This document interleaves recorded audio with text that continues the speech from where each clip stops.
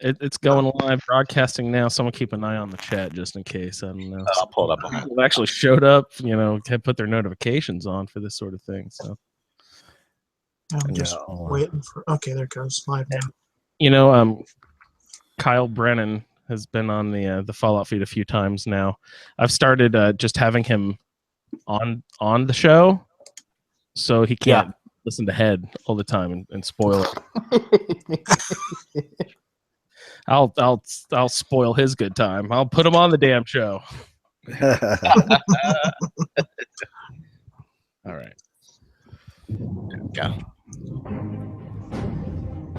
Who's rapping? Overkeen. Dragons? I'm not overkeen. I'll dice them like a knife, slicing right through an aubergine. My dragon shout flow is sweeter than a soda stream. You won't believe your eyes. I'm like an overload of dopamine. A broadsword in one hand and a magic spell in the other. I'm the last of the dragonborn. There's no other, my brother, so run for cover. If you've got scales, then I'm on your tail, and I will not fail like a free-roaming sandbox game. Welcome to the 32nd edition of a Skyrim Addict Podcast Roundtable. It's the return. It's the first episode of season 6. We are the show who compares and contrasts Skyrim experiences through a lively roundtable discussion by playing through the same quest with characters who have been randomly assigned drastically different attributes. Welcome, everyone. Hello. Hey. Oh, so first off, we should just go around the room and say hello to everyone joining us. We have, of course, some of our old timers, and we've got some new timers involved in the show. And guys, it's just been a giant influx of traffic onto the Facebook group and onto the Twitter page, and just this new release of Skyrim has really blown a new breath of life, of fresh air into this game, and to our podcast community. Howdy. So let's treat this like some people are coming at this show for the first time, like they don't know what the round table is, and all that sort of I still don't know what it is. That's for damn sure. So coming all the way from across the pond, we'll say hello to Colin. Evening, guys. My name's Colin. I'm calling in from Essex in England. It's great to be here. Yes, thank you, Colin. We love having you. Colin is believe been on every roundtable episode so far, so a solid true heart. And Colin, thank you so much for joining us again. And Victor, hello Victor, how are you this evening, sir? Hey, I'm pretty good. I am Victor. I'm calling in from the beautiful Hudson Highlands of New York State. Beautiful. I'm glad to have you again. Victor is another one who's also been, I believe, on every episode of the roundtable. So thank you guys for joining me, especially, and joining us from season 2 on is Juan. Hello, Juan. How are you doing? I'm doing good. How you guys doing? I'm calling in from Escondido, California. Great to have you, Juan. It's good to be back. Yeah, it's great. He had to duck out a little bit. I don't want to get in too much into your personal reasons. You can reveal that if you're comfortable with that in the group or whatever, but he had to duck out a little bit of the Fallout 4 group last year, so we're glad to have him back in the Skyrim Roundtable this year. And we have the Podfather himself has decided to join us with the roundtable. Hello, Michael. How are you? Hello. I am calling from beautiful New Jersey, South Jersey, Philadelphia. Yeah. I've only been on a few roundtable apps, actually. I haven't been on that many, I don't think. You've made it through quite a few episodes themselves, whole seasons. I'm not sure. You tend to be running so many characters yourself at one time, depending on what you're doing in the normal show. Yeah, now you have a let's play aspect to the feed. Yeah, you've got at least 3 different characters probably going at any one time. So jumping on and off it'll have to be understandable. That's awesome, and we're glad to have you, of course. So thanks for joining us, Michael. That didn't sound sincere. Andrew is from Indiana. He's not capable of being sincere. Am I going to have to cancel another show today and scare everybody again? That's how we have to talk to Bob Dylan fans around here. And last but not least, we are joined by Pat. Hello, Pat. How are you, sir? Hey, Andrew. This is Pat, joining from the tail end of the main line, Philadelphia suburbs. Are you near the Blue Route? A little further west than the Blue Route. Okay. See, I don't really know anything. I didn't drive a ton because I was in high school. So Yeah, no, I'm right around the corner from your high school, Andrew. yeah, that's incredible. I can't believe that- really? That's Yeah, Pat lives like he could like 2 miles from where Andrew went to high school. yeah. Yeah, the King of Prussia Mall. Everybody, shout out! Woo woo! Oh man, yeah. I remember. Oh god, well, my wife went to Ursinus, so I used to stop there quite a bit. Nobody here knows what Ursinus is, probably except for Pat. So yeah. So, Pat, this will be your first adventure into Skyrim. Yeah, joining in season 6, like Oliver and the Brady Bunch.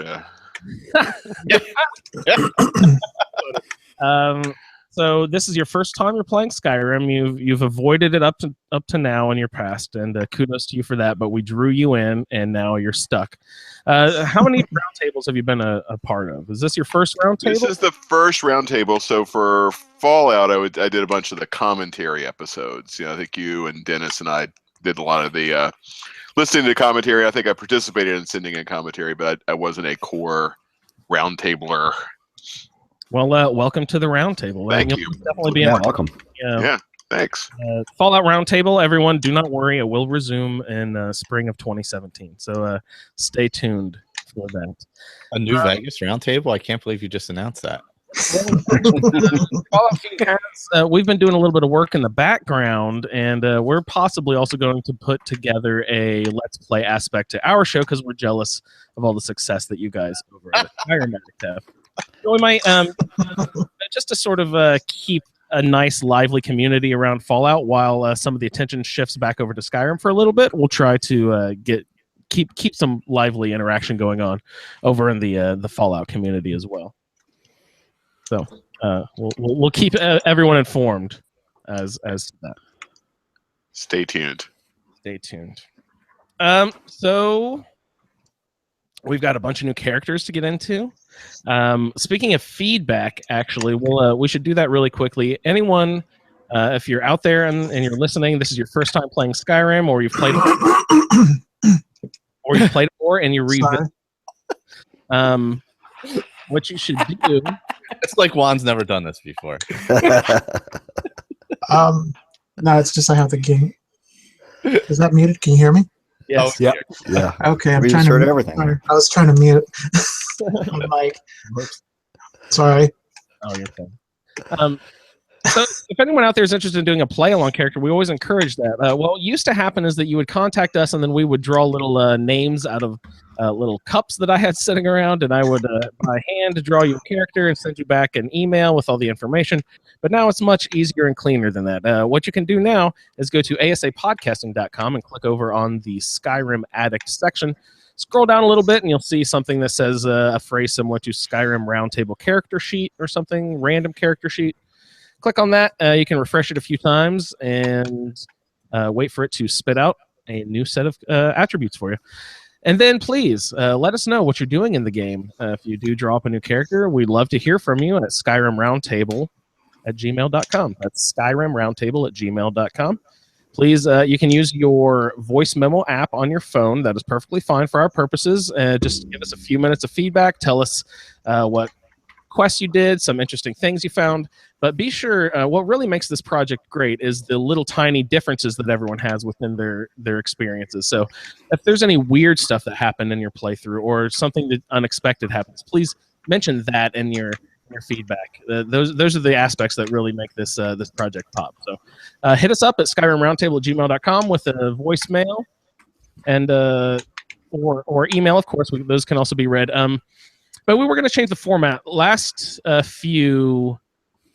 last few that we have done, people have been doing feedback just sort of tacked on the end of the show. But with the Fallout feed, the last session we did, we had people submit their feedback, and then we kind of interacted with it live and sort of played it on the air and then spoke about it and played some more and spoke about it. So we're thinking about doing that a little bit.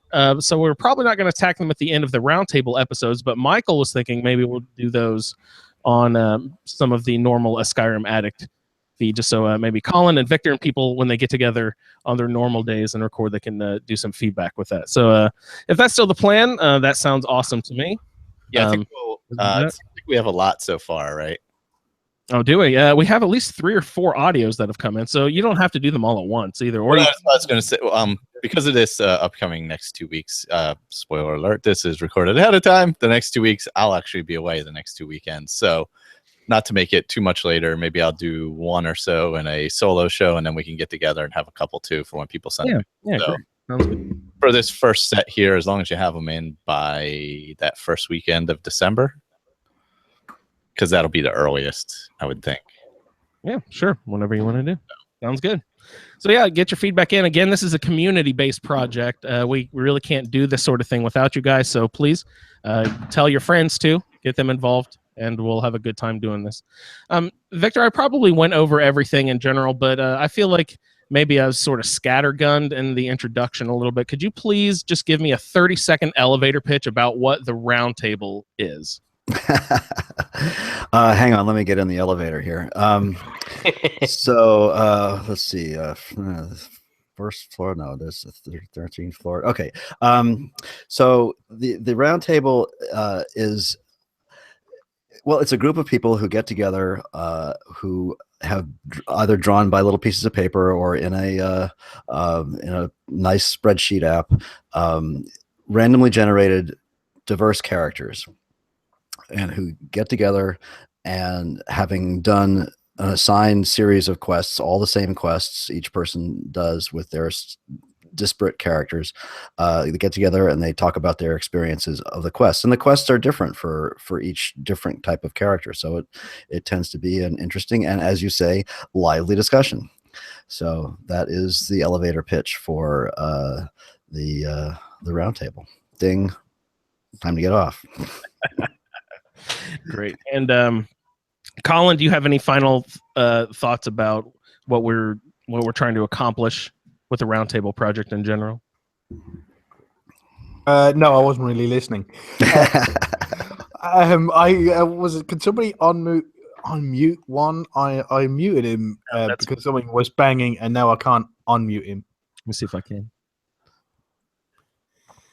I don't know if I can. Can Juan unmute himself? I think so, but he was playing the game, so I don't think he can get out of. I think that he might have had the whole thing up. There you are. Sorry about that. So It's okay. I didn't realize I was muted. Colin, this is America. There's free speech here, at least until January 20th, okay? Oh, So no. you can't go around muting Americans, no matter how much you might want to. I don't think I was the one banging though. Brexit. Oh, great. So what we were talking about, Roundtable. Right. Do I have anything to add to everything that Victor said that I wasn't listening to? Skyrim's great. Thumbs up. Yeah, man. Yay. No, yeah. So just welcome everyone, especially all the new people to the show. This will be. We're going to go through quests one by one. We're not going to try to spoil too far ahead of time before we get to anything. This show will be helpful to you in that we will get into of the nitty gritty of crafting, how to do things one by one, the enchanting, the alchemy, the smithing, that sort of stuff. We'll also get into role-playing a lot. I am not much of a role-player, but we have people in the group who are just incredible about developing these really lush backstories. So that's another really nice aspect of the show. Some more, it'll be really instructional and helpful, and it's a group activity because everyone is playing the quest together and comparing their experiences. So anyone new to the show, we welcome you in, and thank you so much for subscribing to the podcast. And please stick around because we've been playing Skyrim, well, some of us since day one. I picked it up a couple years after, but some of us have been playing since day one. So, we have a complete dedication to the game, and we'll be doing this a long time. So stick around, and welcome to the family, everyone. So Just ignore the game show. It's the podcast that makes us forget stuff. Going even remember where stuff is. So Andrew, just to be clear for people listening first, we will be spoilerific for the quests that are in this episode, right? Yeah, but not necessarily for later ones. Yeah, we basically are doing 3 quests per chunk, and there's a month between recording sessions. So, we will be going slowly if this is your first time. If you want to pace it out and do a bunch of stuff and experience the game and let it really unfold in front of you without rushing through, play along with us. Really, we are going at a great pace. This will be a great pace to let the game unfold organically in front of you. It'll give you plenty of time to do side quests once you complete the assigned quests. There's tons of side stuff to do in this game if this is your first time through. So please just relax and enjoy. Don't feel rushed to play through it. A lot of people like to just get through a game. This is not one of those games if this is your first time. Just play along with us. It'll be a good 5 months or so. So, I know that sounds ridiculous at this point, but seriously, that is a good solid 1 character playthrough for this kind of game. Yeah, feel free to wander off and do a million other things. So we're gonna pace. I think what it means is that we don't start talking about diplomatic immunity and sort of like Alduin's Bane and stuff like that while we're on talking about the first few ones, so it won't spoil it for the main quest. I mean, yeah, we can talk about stuff that we'd probably do in other quests, as we're running around. But these main quests, he doesn't want us talking about and spoiling what's coming up in the future. Yep. Yeah, it's not so much for me, Colin, because I'm not worried about spoilers for me because it's my choice to be away from the game and then come in. But for there's other new players. It'd be nice if new players could sort of safely listen along to the roundtable. Play along. Yeah, right. Play along. Like I've been listening to some of Michael's original, way early, not 1, not 2 episodes, and not worrying about spoilers. Because I feel like in these games, there's so much depth that even if you get spoiled on one little small aspect, there is plenty to still focus on. And half the time I forget even if I hear a spoiler, if I play the quest 3 weeks later, I've forgotten the spoiler by the time I get there anyway. Yeah, that's my position always. I tend to. I don't remember anyway. Yeah, exactly. It's like and there's still some stuff we haven't found as well. Well, like a Dawn Guard who quits. Yeah. That's incredible. Yeah, I had an encounter like that the other day too, with some guy who's trying to be a mage and has some staff or something that he wants to. I've never met that one before either. Yeah, it was like his father's staff, right?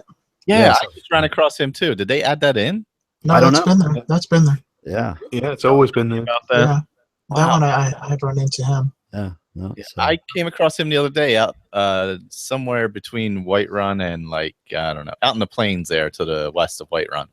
Okay. Want to explain this in more detail? Who is this mage? It just says aspiring. That's just that he's not a mage. That's the thing. Right. He's definitely not a mage. He's barely aspiring to be a mage. He's a dumb, stupid Nord. I know that doesn't narrow it down. Yeah, really. Yeah. But I will notice. I will say that before, when you may have met, he wouldn't have had the staff because it kind of glitched where it says you're talking about staff, but it was never in his hand. Especially on my 360 version. Oh, it was never in his hand. They've cleaned it up where they've done the thing. They've cleaned it up so you can actually see it now. So it's like a staff of raised zombie or something like that, or is it different for each instance of it? I think it might be level based. Is it level? Okay. Yeah, because I think at one point I had one where it was a summon and Atronach. Okay. Oh, nice. Huh. I like those guys. Yeah. Yeah, and you can either persuade him to give up the staff, or I think you can pay him for it, or you can insult him and then he just ignores you. I did. He ignored me, and then I had to kill him to take it. Of course you did. Yeah. I was like, wait, I need to know what that staff is. Why? Where are you going? And he turned his back on me, and then I double fireballed him in the back. Oh, well. I had to go find him, too, because we were, heading up into the mountain, at the foothills, and he went flying, I don't even know where. So far, it was insane. Yeah, those fireballs will send them out to the middle of nowhere. Yeah, he was getting pretty good across the ice. Has anyone noticed any other obvious differences in Skyrim Special Edition? I think I mentioned one the last time. Werewolves. When you used to go werewolf, when you used to turn back into a human, you always ended up naked, didn't you? Yes, that's true. They did. I read that somewhere. They've changed that. Yes. They've changed that. Nice. Go back to what you had on. Yeah, it's all fully equipped again. Oh, nice. Yep. Yeah. Yep. You also now you get 2 butterfly wings instead of 1. I believe that's Really? Yep. That's Wow. And something else it said. Now I don't know if this is a mod or if this is the update to the remaster, but it also says catch and kill a butterfly. I just noticed that yesterday. I don't remember it ever saying that before.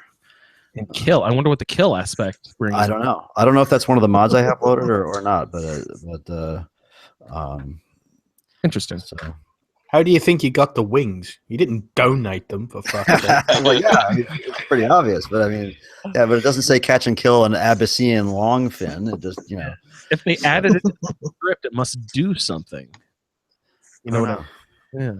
It just makes you feel guilty about killing a butterfly. Yeah.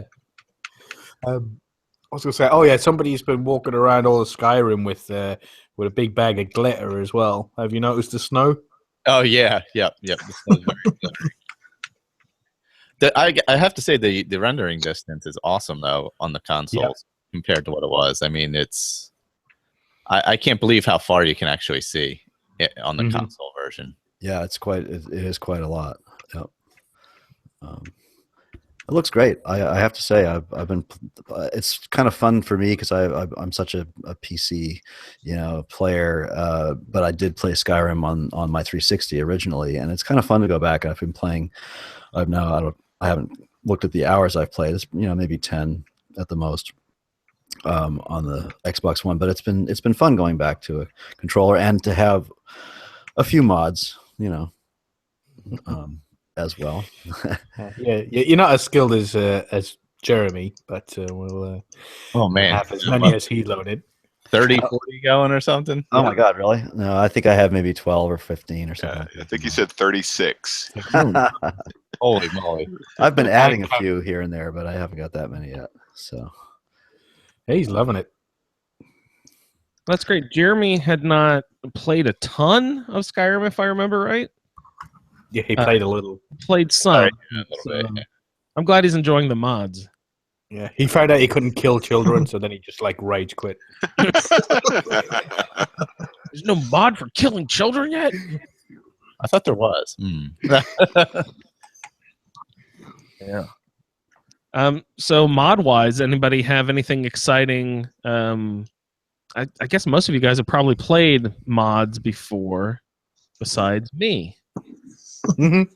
Yeah. So, Andrew, have you been enjoying the mods? There's plenty that I have activated and immediately deactivated because I thought they're terrible.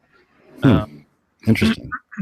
Careful with that, by the way. Make sure you don't deactivate it on a save you're using. No, I had a special character I set up just for messing with mods. Excellent. Good idea, yeah. Nice. But that doesn't necessarily save me because, on Xbox, even if you have different profiles, you still have to write down which mods you have loaded for which character. It's still a pain in the ass. That is a pain. Indeed, yeah. What is the point of having a profile if you can't save by profile? That is the purpose of a profile, is it not? To be able to have individual things saved aren't for sure. saved on the other profile? I don't understand that. They might as well It's difficult to do on a console, I think, I don't even get it. And anyway, there are plenty that I am loving. The main ones that I haven't enjoyed are adding followers, and I added it. And What? You don't like more followers? This is new. One that was a miniature dwarven centurion, and he just talked way too much, and I didn't think it was all that great or anything. So I unloaded that pretty quickly. But what? Ones that I do appreciate, and you guys are gonna, probably call me out on this too, but I loaded up Invincible Dogs because I always got shitty if I'd have to reload, because I'm not gonna go through on a save file if my dog dies. I'm gonna reload and play that damn dungeon again. Mm-hmm. Did you get fancy hats of Skyrim also? No, I have not looked at that. I like fancy hats. One thing I'm excited about, I heard that the armors one, Victor, help me out. Oh, Immersive Armors? Immersive Armors popped up on the Nexus for SC, so I'm hoping that eventually it'll bleed over to. I was reading up on that a little bit. He has said that he is working on it, but it's going to take a while. Yeah, I assumed it wouldn't be anytime soon. Well, he needs. One of the things he said was he needs permission from all, because Immersive Armors is a compilation of stuff that he got from other people. So he put this big thing together. So he needs to get permission for every single one of his contributors. What if those people aren't like around or doing it anymore? Or so who knows? Or he'll probably take that piece of armor out. Oh God, that's yeah. So it's a huge mod anyway. I mean, it's almost a gig. So I always remember loving Colin's pictures. He would upload a bunch of cool pictures. I just really like the armor style and the depth and some really awesome colorations and cool shapes and textures and stuff. Just looked really neat. Speaking of shapes and textures, there's what was that one called? There's some sort of textures one. Oh, the SMIM, the static mesh improvement mod, or is that on Xbox One yet? Oh yeah, it's been up for a couple of weeks or a week or so now. It's that's meshes. It's not textures. It makes things. It makes the shape of things better. Yeah. I don't know the difference. Well, the difference is with better meshes, the ropes on the porches in Riverwood and various other places are going to actually look like ropes instead of flat pieces of shit. And the barrels look better. You can actually see the metal bands on the barrels. They stand out. You walk up to trees and the branches, are they no, that's different. Flat from one angle? A little bit better, but that bothers me when they're like paper thin they look great from one angle, and then you move 45 degrees over here and then they look like a paper thin. I'm just like, that's it's just a little thickness to that. Come on. Yeah. I mean, who am I? I'm not programming the damn thing. Do they have a Quality World map and Solstheim map for the consoles? I haven't seen it yet. No, I didn't see it yet. That's one of my favorites. Yeah, I want roads on my maps. Damn it! That's the only map I've done. Clouds Be Gone or whatever it's called. Yeah. What popped up was the Baron's Eye quest markers popped up. Oh, I saw that. Yeah. Yep. Okay, I'll have to get that one. Baron's Eye stones. I'll have to get that. Can I add that in at any time? Yeah, it's just quest markers. So the only thing you need to do to activate them is you have to actually go down into the Thieves Guild and actually talk. Give the jewel to Vex and then start the quest. Okay. It won't show up until then. They won't show up until then. Okay, cool. That's how it was on the PC one. I would assume it's the same. Yeah, I started my faction and got my first Baron's Eye stone, so I figured I might as well just do all of them. Nice. Oh. I only picked them and collected them all through like one character, maybe two. I have to but I've made a point of avoiding them just because I don't like having 16 unidentified stones in my inventory or whatever. It just doesn't look nice. The only good thing is they don't add any weight. Yeah, they don't add weight. That's good. But that's true. Not maybe that heavy anyway. They're just they clutter it up, and I wish they would stack in the inventory, but they don't. Yeah, that would be. Yeah, it's nice. All separate. It's like, I think only like 2 or 3 stack on each other, which makes no sense to me. Weird. I thought somebody told me once that they stack until you talk to a certain person, and then they stop stacking. Is that correct? Oh, they stack until you start the quest of Vex. Is that what it is? Yeah. Yeah, they all come up as unknown gem, and they'll stack the whole time. You talk to Vex, then it comes up with Baron's Eye Stone, Baron's Eye Stone. Yeah, that makes sense. Individuals. Yeah. Stupid. So not to rush our conversation around, I didn't know if anybody had any other observations between the old version and the new version, or mods, anything they want to talk about. But of course, we gotta talk to Pat about his first impressions of the game. He's never experienced this before. Just as a noob, we got to hear what Pat's doing. We also got to get into all of our character introductions. So let's do half it. An hour in, so let's go ahead and start rolling into this. Pat, initial impressions before character introductions. What do you got?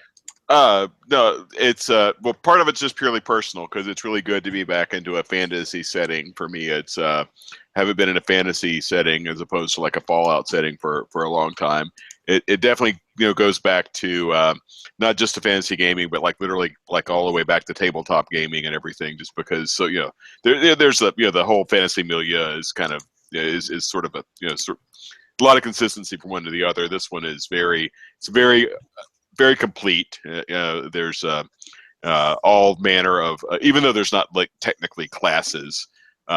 There's all manner of things that you'd see like from a D&D or similar kind of fantasy setting. So I'm really enjoying that. That's really taken me back in a really nice way.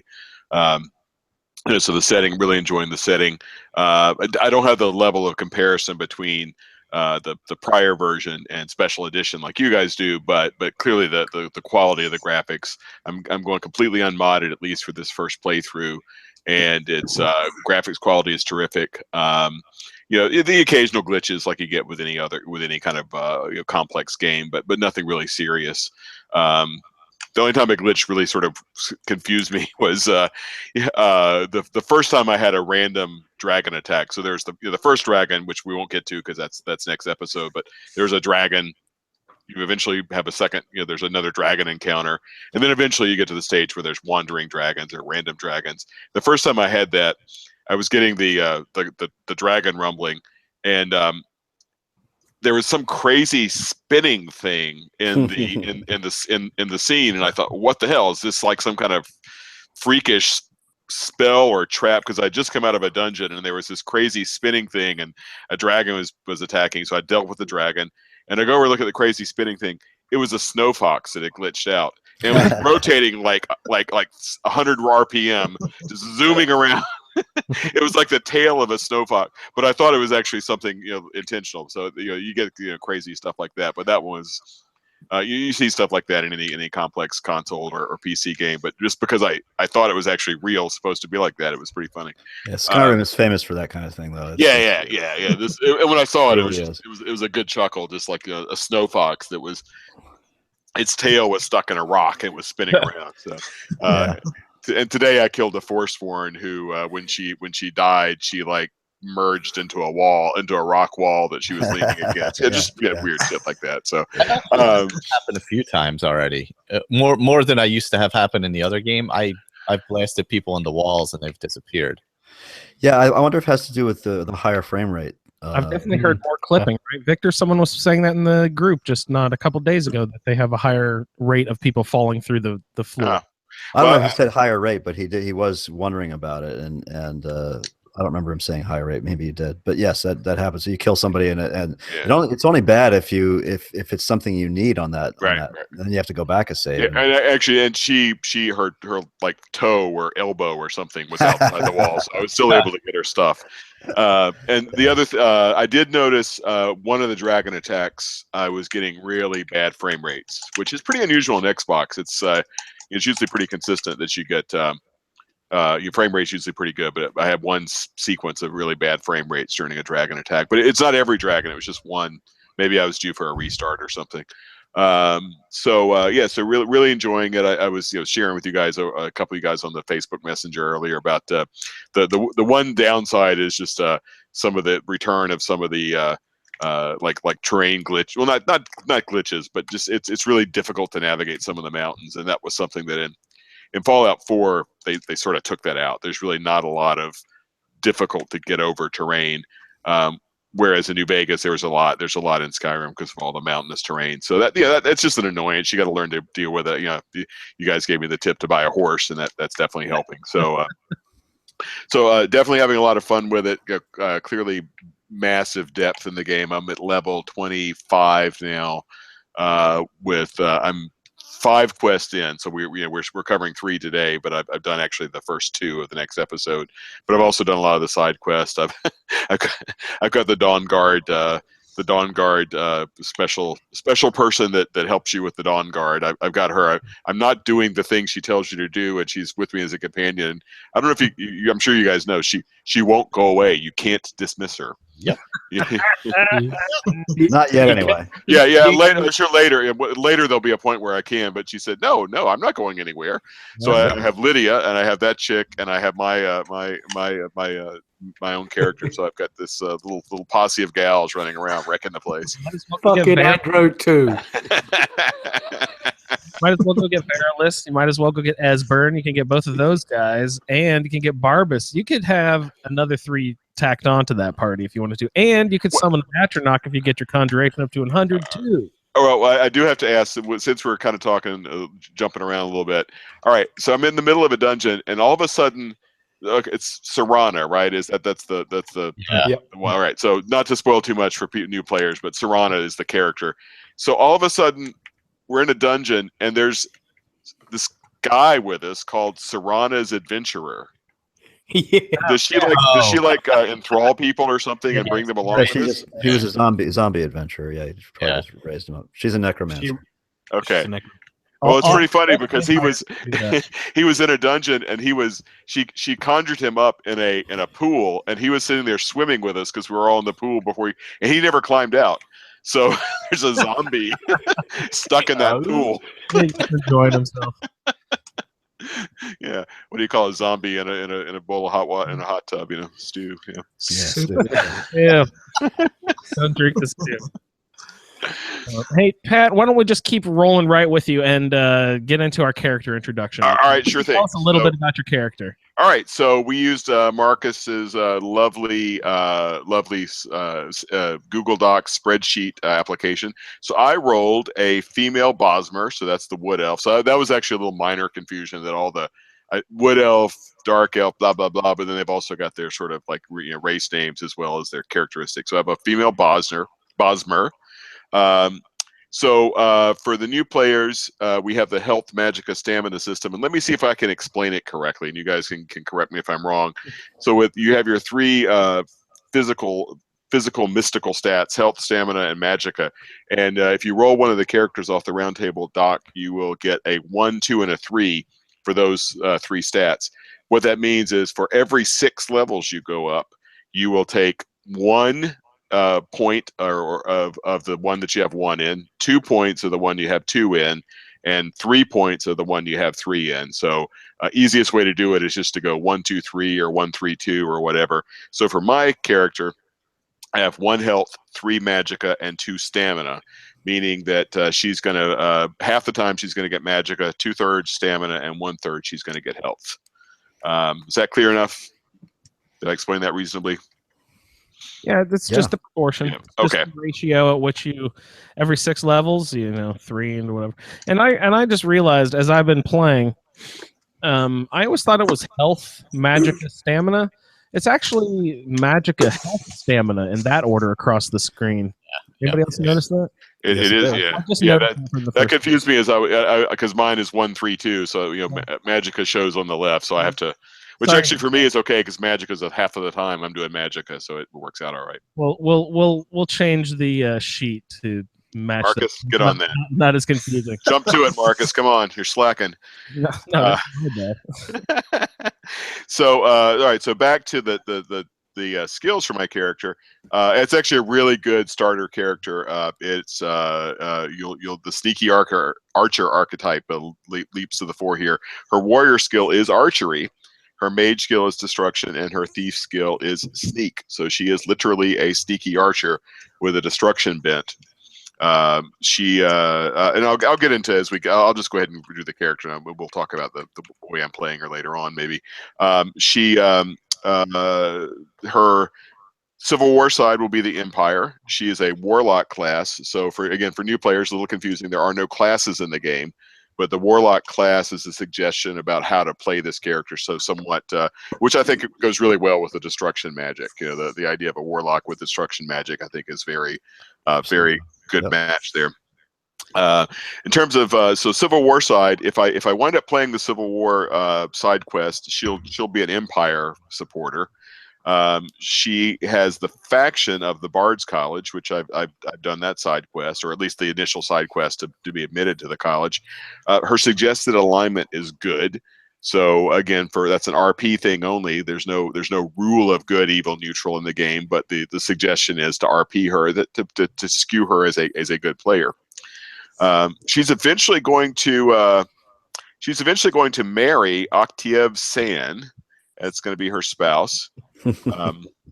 Borgok the Steelheart will be her humanoid follower. I haven't run into Borgok yet, so that's in my future. Bran will be carried in a basket on her back as her other follower. Hodor. Hold on. Let's see. Other aspects of the character. The Guardian Stone for her will be the Lover Stone, which lets her learn skills 15% faster. She's going to get Valindral Hall as her location, and that's a housecarl of Argus. And she actually already has adopted Blaze the Orphan from Solitude, found at Catless Farm. Where's Blaze staying?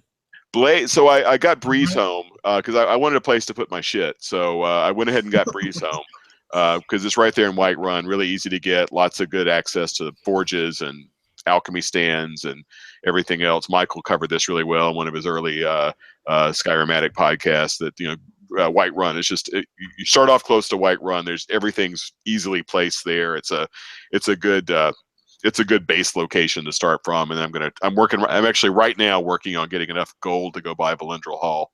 I was able to figure that quest out. It's a little confusing. So literally talking to the Jarl guy right now, trying to figure out the same thing that you were just doing. Yeah. And the confusing thing was the quest that he wants you to do is not named that quest in the quest. It's a miscellaneous. It's not a. Yes, that's true. Yeah, it's sort of the way that it was described in the UESP wiki was different from the way it showed up in the quest log. So I think Colin, I think you or Victor, one of you guys pointed me to the right way it was listed, and that was very helpful. So maybe I'll just rock into my character background and then pause and see if you guys have any questions or comments or anything. So I mentioned to Andrew, I think on the charity stream as we were doing the rolls that what I wanted to do when I saw how this character rolled out, I wanted to hark back to an old school D&D character I played back in college using the Arduin Grimoire expansion. Well, it really wasn't an expansion; it was a whole standalone set of role-playing books where it brought in a dark elf race called the Deodants, and that was actually picked up from a Jack Vance novel, which I haven't read, but that was the origin. So Deodanth was the race, and they were kind of these creepy, pretty nasty dark elves, and he was an evil character. And that character's name was Bane. So what I decided to do with this character was to call her Banya Deodanth. That's her name. She's a wood elf. She's very young. So for a wood elf, I assume she's probably maybe 20 or 30. So quite young for a wood elf. She was raised in a family that actually a fairly sort of kind of mobbed up wood elves. They lived in a town that sort of it was an imperial town, sort of bordering over there by I forget the name of the dark elf area of the continent, but sort of over where the dark elves were, and they had sort of taken up with dark elves, and they were sort of part of some dark elves that were typically up to no good, and one time one thing that was really meant a lot to Banya when she was growing up was her family was actually kidnapped an imperial noble. It was a young noblewoman, and they were holding her for ransom, and Banya was assigned to take care of this young noble who was being held for ransom, and of course she wound up being held for ransom over a course of many months, and Banya got to know her and really understand that what her family, all the crimes and the darkness in her family wasn't right, and this young imperial noble really convinced Banya that she should turn over a new leaf. She should give up her family, and it was actually a really turning point in Banya's life that she had this experience with this young imperial noble. And unfortunately, it did not end well for this young noblewoman because of some miscommunication with her family. Maybe the ransom was a little too high or whatever. She ultimately was not successfully ransomed. She was killed by the dark elves, and Banya's family, who were somewhat subservient to the dark elves, just did their bidding and killed her. And Banya she really took that to heart, and it crushed her. And she left home, and she decided she was going to go back into the empire and try to track down this young noblewoman's family and explain what happened and really frankly apologize and put herself at the mercy of that family because she thought it was the right thing to do. But as she was heading for the empire, she happened to, the way their village was situated, she wound up going close to Helgen, and that's where she got caught up in in the whole issue. And then, of course, the Imperial soldiers wanted no part of that, no part of her little sob story, and she found herself in the tumbrel on the way to the chopping block. They never do, Pat. You never find any sympathy from those motherfuckers. That's right. It's just like a bunch of stormtroopers.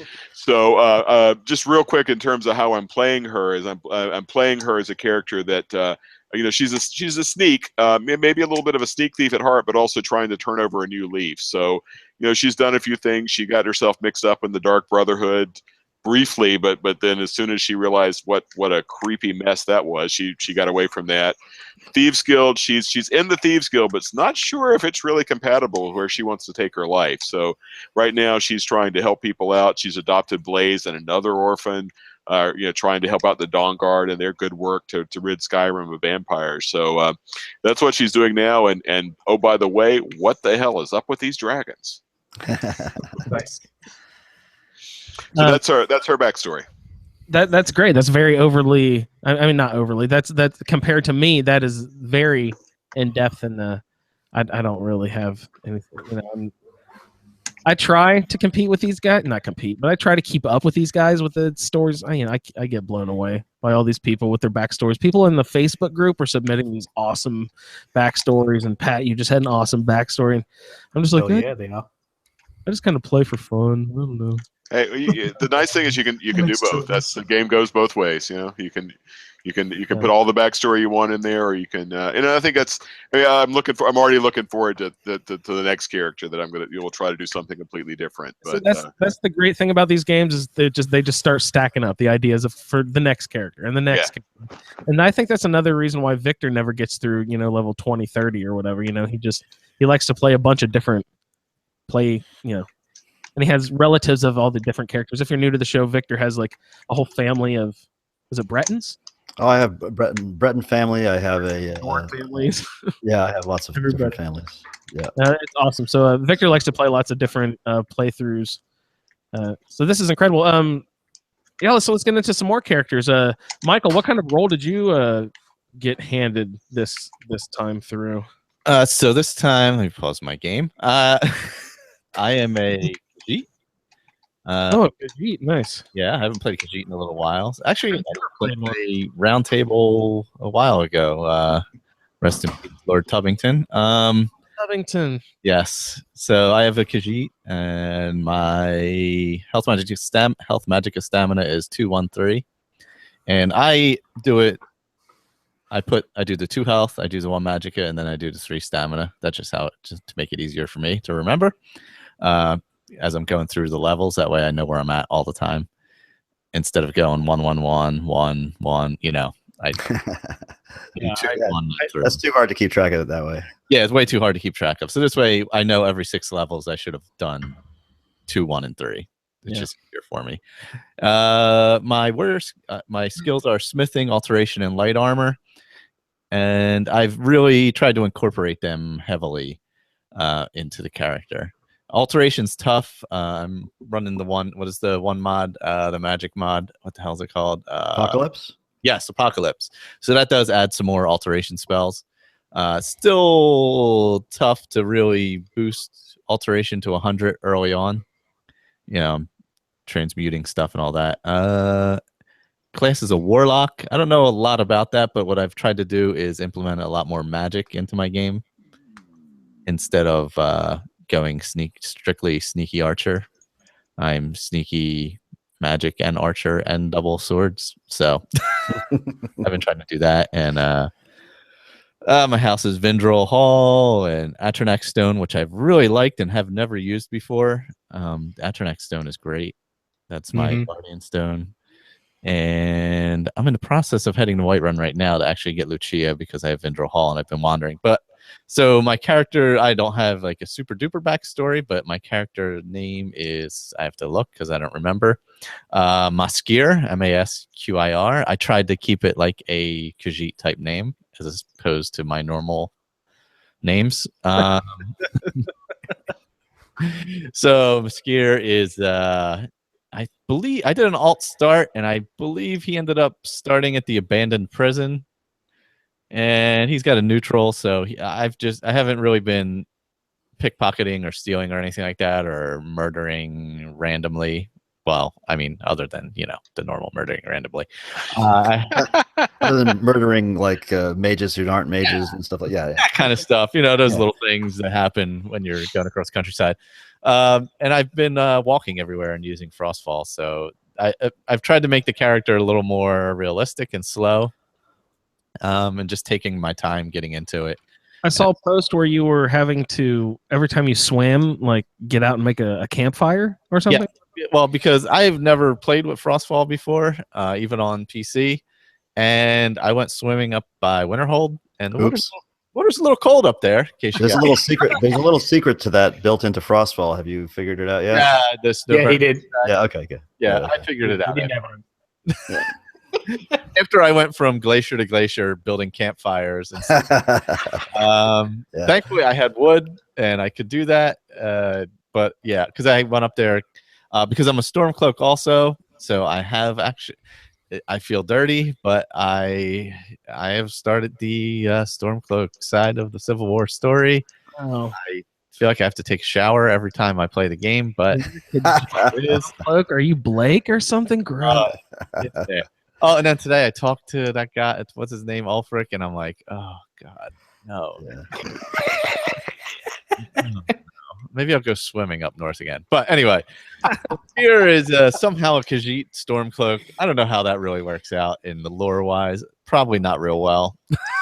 But he's kind of just staying neutral and trying to figure out his way. And he learned of that Helgen thing. And since I didn't do the early quests because of the alt start, he's just kind of figuring it out as he goes along and just finding his way and really mostly focusing on joining with the Stormcloaks. And right now this dragon thing is kind of happening to him and he doesn't know why yet. So I'm just kind of playing him semi like a traveler who got lost and ended up in Skyrim and somehow found his way to the Stormcloaks because he hates like the Thalmor and stuff. So that at least gives me an alignment with the Stormcloaks, because otherwise a Khajiit with the Stormcloaks make absolutely no sense. So, or it could be that you want to get close to Ulfric Stormcloak because he can use shouts, so he can probably teach you a thing or two. That's true, but I haven't gotten that far in the dragon thing yet. I haven't gotten any shouts yet. I haven't gone to the Western Watchtower yet. Spoiler alerts. No, me either. I'm about to head back there, but yeah, and I've really been trying to focus hard on the skills that I have, and using smithing to make money and using alteration to make money, obviously with changing ore to gold, iron ore to gold, and light armor. I'm wearing light armor and going up that side, and I'm using Ordinator too, so that's helping. I was just about to ask, what is your favorite alteration spell that Ordinator has added? Well, Ordinator doesn't change the spells, but or not? Whatchamacallit does Apocalypse. Yeah, I have a few right now. Some of the ones I'm using are just to keep me warm. So, Yeah. well, alteration that works well with the Frostfall or whatever. yeah, that's helping. And also, there's this one Long Stride. For when you're over yeah. Oh man, it's awesome. When you get that little bit of over encumbered, you click that on, and you can go flying across the land. Wait, what is that? It's basically almost like a carry weight spell, essentially. What is it called again? Long Stride. Long Stride. Right. Yeah. Cool. You actually move a little faster than normal with it, but you use it when you're over encumbered. So it adds until you get that whirlwind sprint, you just have no hope. Yeah, so this was very helpful today. Like I got over encumbered, and it was stuff I didn't want to drop because I'm trying to make money, obviously. Yeah. So I was able to use that to get where I had to go, and it worked out pretty well. Can't drop loot. Oh, you know what one I've been using? Raise Wall is great. I want to try that one. I saw that one in 3 different playthroughs, and I still haven't had a chance to fucking use it yet. You know where I used it? Where the freak is the Lunar Forge? I used it at the Lunar Forge. Right. So those guys are in that center forge area, and there's that one door out. Yeah. I set off a volcano in there, and then threw a wall up in front of the door. Volcano was another one of the spells. So it was very helpful for that. It was early on, so I was getting my ass handed to me by those guys. So there's 2 of them in there. So I set the volcano off, and then I raised the wall in front of them, and they couldn't get out. It was really fantastic fun. Nice. Raise the wall. Awesome. Yeah, raise wall is actually way more helpful than you think it would be. Can you actually raise it like in 360? Can you entrap someone? No, it just kind of blocks a path essentially. No, So that's cool. in front of a passage somewhere. Like if like a lot of Draugr were coming after you or something, just throw it up and it'll give you a little breathing room, you know. That sounds like one of those really useful staves that I never use, like the spray in the ground in front of you. Oh yeah, yeah. Those always sound really useful, but I never ever use those. Yep. That was how I was too. I never really used them, but I've decided to really, since I had the warlock thing, to try and focus on that magic more. Awesome. Good. Hey, Juan, let's check in with your character. What do you got going with your role? I have an Imperial that is, I think I called them The race Imperial. Yeah, give me just a second. I'll pop it up. No, Okay, that's here we go. I'm hoping that you got the Stormcloak side of the. Actually, yes, I do. Oh, that's awesome. A Stormcloak on the Imperials. I didn't even notice that. Oh, great. Yeah, so male Imperial. My warrior skill is going to be block, mage skill enchanting, and thief skill sneak. I have the Civil War side. For a class, it recommended cleric, but it doesn't seem to work with the character that I'm wanting to play. So I'm not gonna really follow that because I'm kind of doing something weird. I'm doing heavy armor, shield, and spell on the other hand. So that's what I'm going with. Oh, nice. And he's sneaky. So. Heavy armor sneaky, nice. Yes. His faction is the Companions, which I went ahead and started that already. So that's pretty good. My spread is going to be 3, 1, 2. So 3 Magicka, 1 health, 2 stamina. Supposed to pick up Stenbar, which I don't remember where he is, but hopefully I'll run into him at some point. I know my other follower is one of Andrew's favorites, which is Vigilance. Oh yes, I love good boy. Yep. My spouse will be Fillinjar. I don't know what she's filling it with, but there you go. And my home is also going to be Valindra Hall, so I went ahead and downloaded a Valindra Hall mod. So we'll see what that looks like. Okay, just a brief check-in. So far, Pat, Valindra Hall. Michael, Valindra Hall. Juan, Valindra Hall. Andrew, Valindra Hall. Yeah, that's why I went ahead and picked up the mod so that it would be different than you guys'. Assured me, he promised me that that was 100% random occurrence. Well, it's great. I've never used Vindrel Hall before, so I'm glad I got it. Yeah. Because I avoid Markar's like the plague. Is that because of the Forsworn or the vertical? Well, there's the Forsworn. I feel like I never know where I'm at in the city. Yeah, mostly the Forsworn. No, I mean, who really wants to deal with them? I feel that way in Windhelm. I don't know Windhelm as well as other cities. Yeah, Windhelm could be a little. Yeah, it is the most convenient city, though. It's actually even more convenient than Whiterun. How's that? Because in the marketplace, you have the smithing right there, you have enchanting right there, and you have market too. Nice alchemy right there. Yeah, there's an enchanting table right behind the one lady's booth. Nice. Yep. So you can do everything right there. Booth. You said booth, right? What's Cool. that? Don't worry. Sorry to interrupt, Juan. Yeah, no, that's fine. And my orphan to adopt is Blaze as well, so should be interesting. I've already I'm working on my block, and I have some points in block, and I'm doing some destruction magic, so got that going, and he's got some nice armor, and I'm only level 7 right now, so I'm doing pretty slow play and just kind of going around and looking. One interesting thing about the Imperial, though, is you make gold really quick.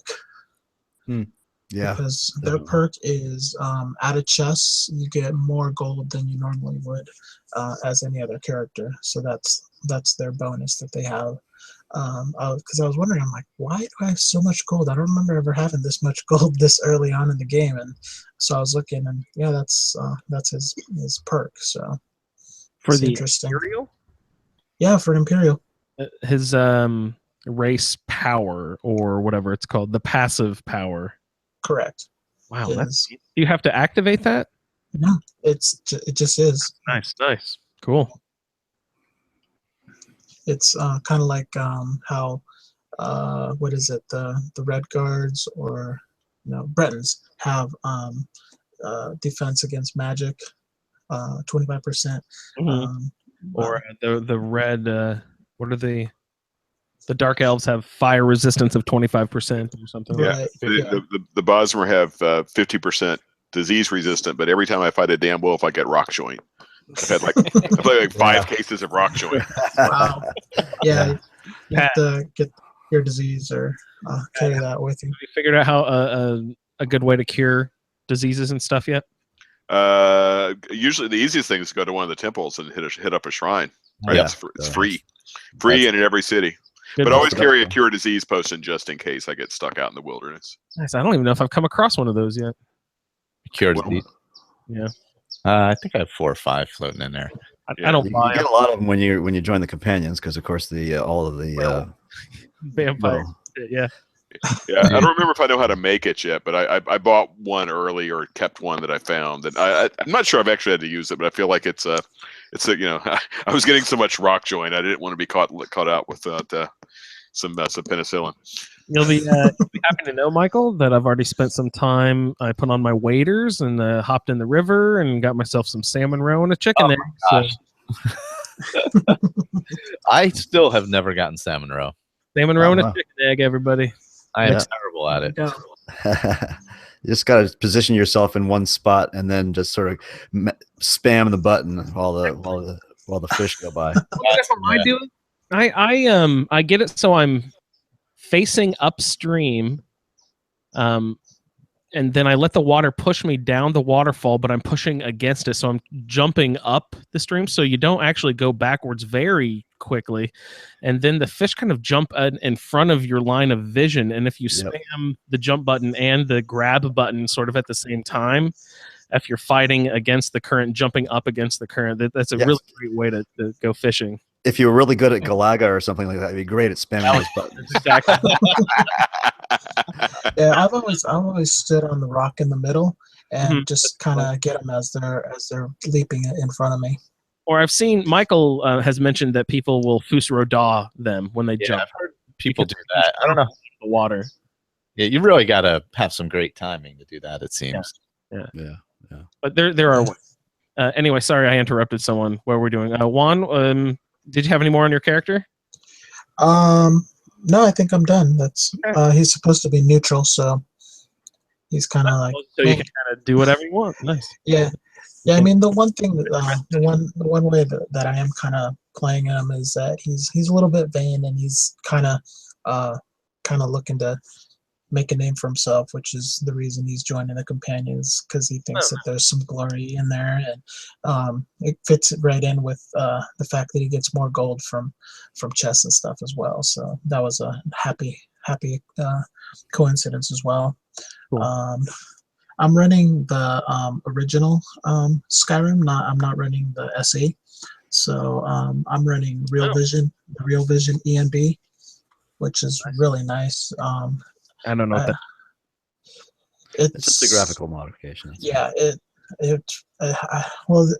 told me to go ahead and just add a whole bunch of other mods, which stuff's like Climates of Tamriel, Supreme Storms, True Storms, Lightning during Thunderstorms, Enhanced Lights and Effects, and I also added Simply Bigger Trees. So it's interesting because nights are really dark. I've never had to use the candlelight so much in any other playthrough. That's cool. I like the addition of lots of different mods that make you have to play the game and actually use a lot of different different tools in the tool chest. You know what I mean? Yeah. Oh yeah, for sure.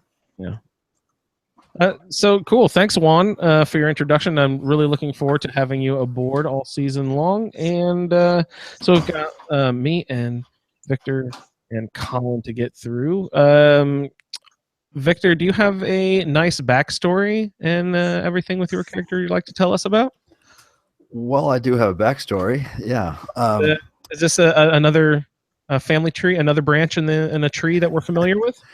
Well, I believe I posted it on the group. So yes, it is in a sort of a sideways kind of way. She's so well. Let me get to my. Do you want me to start with my character then? Yeah. Yes, please. So let me just start with what I got for a role here. She is similar to Pat's character in a couple of ways. She's Bosmer. Female. She has warrior skill of archery and the thief skill of sneak, so a perfect natural sneaky archer. But her mage skill is conjuration. Her spread is of 1 magicka and 2 health and 3 stamina. So it makes it pretty simple. 1, 2, 3. Her faction is the Companions. Her class is fighter, and that's going to work in a little bit to the character. Her alignment is evil, and that's going to work in one of the more sort of classic evil ways. But anyway, that's sort of nuanced. But anyway, her guardian stone is the mage stone, which is simple enough. It's one of the 3 major standing stones there. So she got that very early.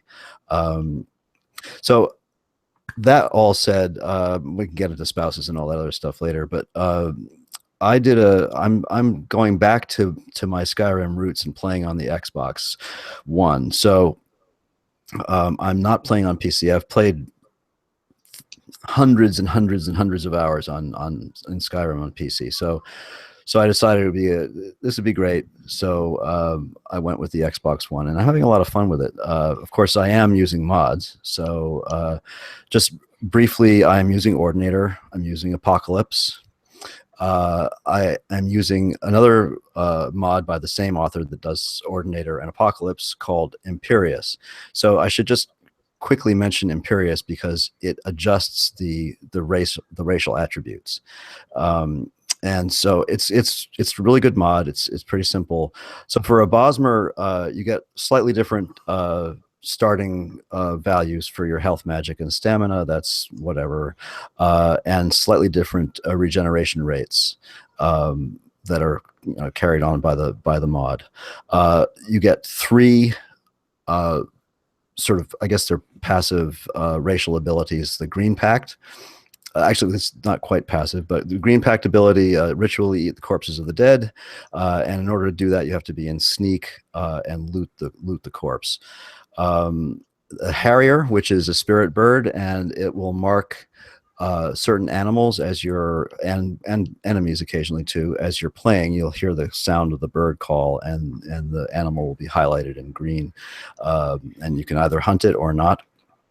And Wild Senses, which is detect moving targets in a large radius by standing still when sneaking. So it's like almost a little bit like having infrared vision. You can see enemies at a distance and through objects if you do that, stand still while sneaking. And those are all pretty cool. So it's a little different. And Enai Cyan also added quest rewards to each of the races. So once you have hunted 10 of the Harrier prey, you get something called Beast Tongue, and that is once a day you can call to a nearby predator, making it a permanent ally until released, which is kind of cool. So those are the racial things that I'm getting out of Imperius. I have a bunch of other mods, but those are the 3 most important playing mods. Oh, well, I'm using I Need and Campfire, which is Campfire is an element of Frostfall. I chose this time not to use Frostfall, even though I have it loaded. I did not activate it because I thought, I've done that. I don't want to do it anymore. So that's the background. So my character's name is actually Anuriel of Fern Hollow. That's the name she was born with. She was born in the north of Valenwood.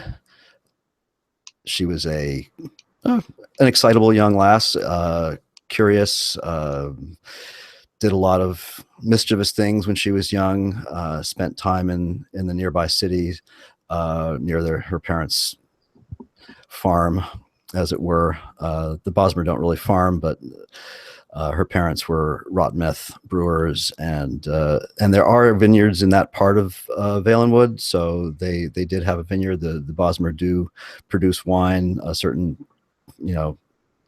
elements of the Bosmer do some wine production. Anyway, so she grew up. She's a happy child, and sometime around she was around 15. Her parents shipped her off down into the heart of Valen with her uncle, where she lived for several years, learning more about Bosmer culture and Bosmer history, and she kind of immersed herself in that and did take the oath of the Green Pact. Now, I don't know if people know what the Green Pact is. The Bosmer who live in these great forests and live in trees that actually migrate. These are huge, sort of semi-sentient tree organisms that move across the countryside, and the Bosmer build their cities in them. And so she lived there and became a follower of the Green Pact, among other things. And hang on one second, guys. Sounds like somebody was cooking there. Yeah. Sorry. Pat, unmute. Sorry about that. Okay. Things get picked up in the background. So anyway, so she learned a lot of things while she was living in the city near Greatwood, and eventually she left. I'm not going to go into all kinds of detail. If you want to read the little thing I wrote, it's up there on the website, or on the Facebook group. She left and went out to adventure. She went to Hammerfell and fell in love with an Alakar warrior there who was then killed. She left there and went to the Imperial City and learned a lot of things there, but eventually ended up in Bruma, which is a city in the north of Cyrodiil, near the border of Skyrim. And there she met Lokir.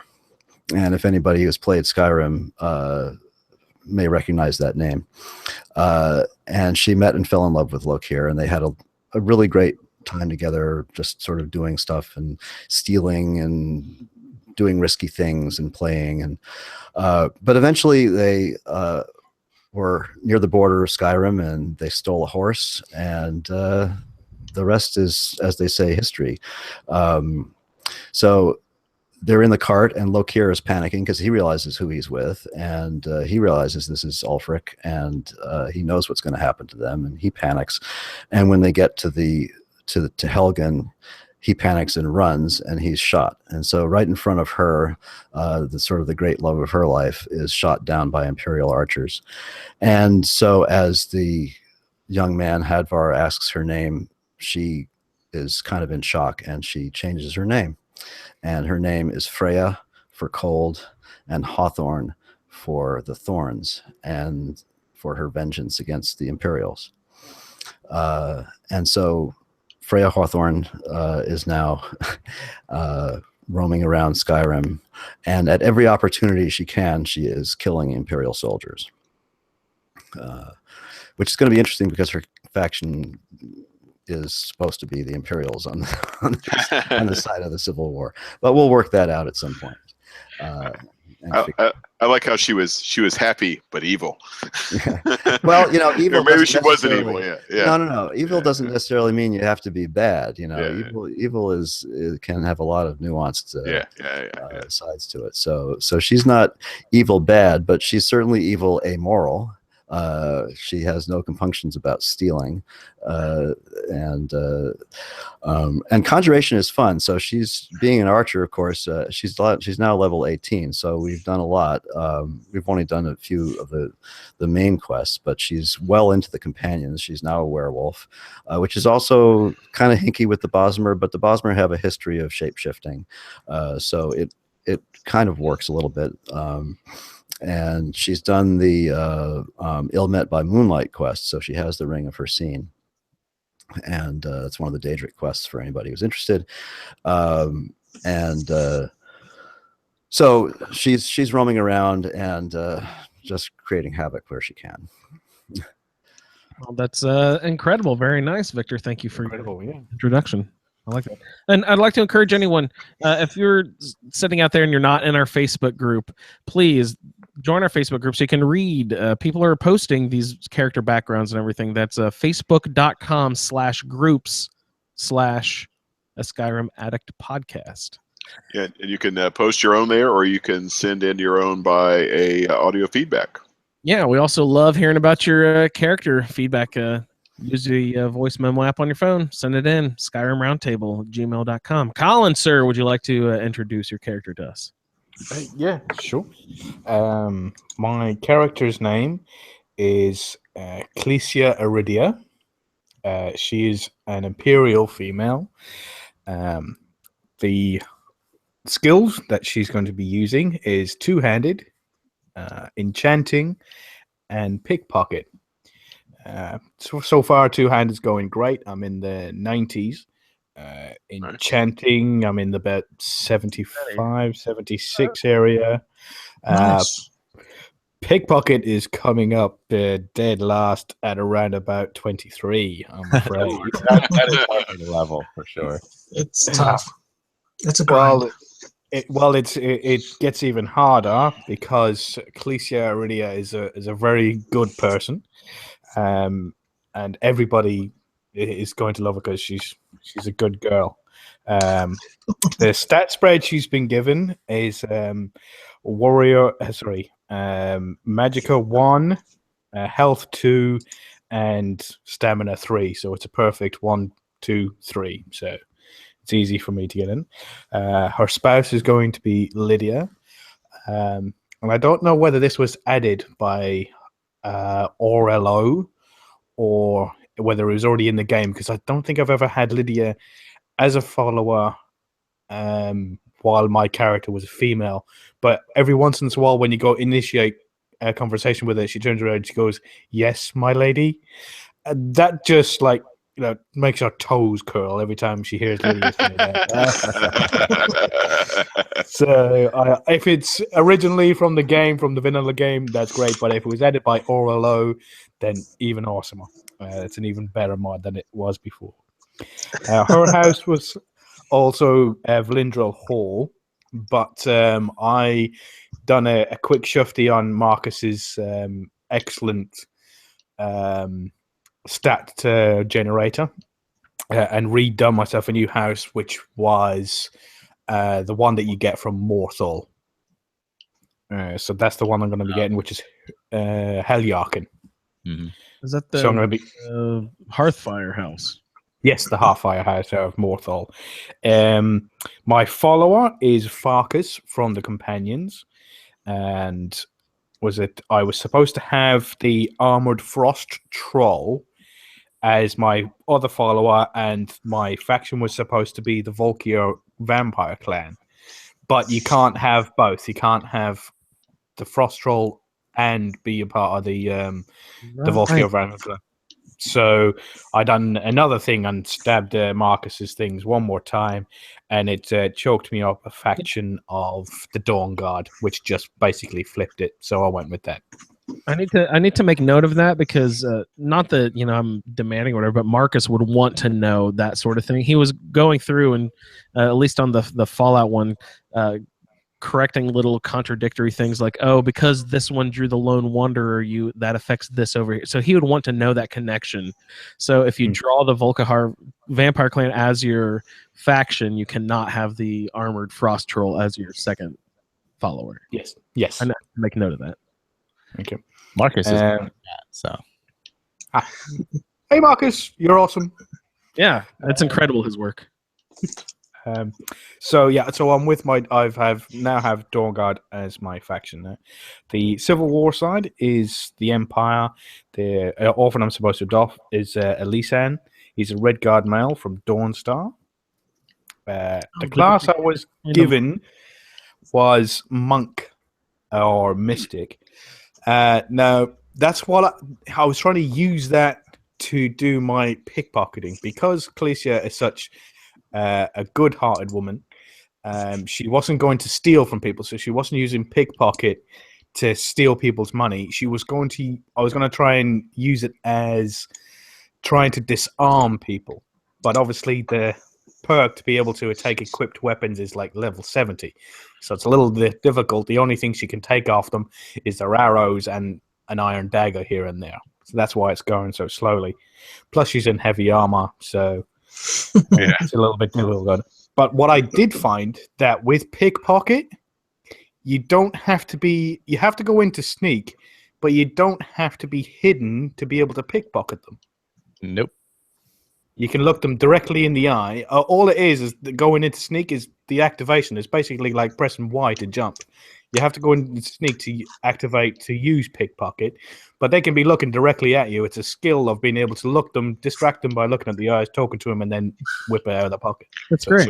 So can you like put like a gold piece in their pockets? Like if you like find somebody poor, you like give them charity with the pickpocket. Yeah, I don't know whether you can do gold, but you can pretty much do it. Pass anything into their pockets. You can reverse pickpocket them. Yes. Yeah. Hey, Colin, do you have any plans on poisoning? Because I always thought that was a really fun thing through the pickpocket tree that I never really got to master. That I always thought would be a really fun way to play it. She hates alchemy. It's too boring. Okay. I absolutely hate it. You could put like a poisonous insect into someone's pocket or something. You know what I mean? That'd be fun. Yeah. Get on that, moderators. Well, they have the poison apple. Oh, that's right. Yeah. I could do that. Let's see. Her alignment was neutral, so she doesn't have any particular alignment of whether to do good, but she is a very good girl, and everybody should like her. The mage and the guardian stone is the mage stone, so she learns magic skills 20% faster. There is another school that I am using of magicka, and that is restoration. So she is a bit of a cleric. She has restoration up to level 76 now, and she's healing up a storm. She's using grand healing with her enchanting. It's very cheap now as well, so she can enchant stuff to make it ever cheaper. About her history, about who she is, I don't think I have to go too deep into it, seeing as most of you have already met her. Calicia Iridia, or should I say Captain Calicia Iridia, arrived in Helgen about a week before all you guys did, apart from those of you using Alt Star anyway. She was sent there on a special mission by General Tullius to take over Helgen, to be in charge of all the executions that will be happening in all of Skyrim. So she wasn't particularly too pleased that on the day she had her foot firmly on the back of some Bosmer that was just about to have its head chopped off. When his dragon came out of absolutely nowhere and ruined her day. It even knocked all her heavy armor off of her, so her and Hadvar had to run into the keep, and she changed into light armor and picked up her original weapon of a two-handed warhammer. And then her and Hadvar made their escape. But she's in hiding at the moment because the executions weren't exactly legal. And Ellen Wynn was there to let her know. and Elwyn doesn't really take too kindly be told, "Fuck off, you elven bitch! Get out!"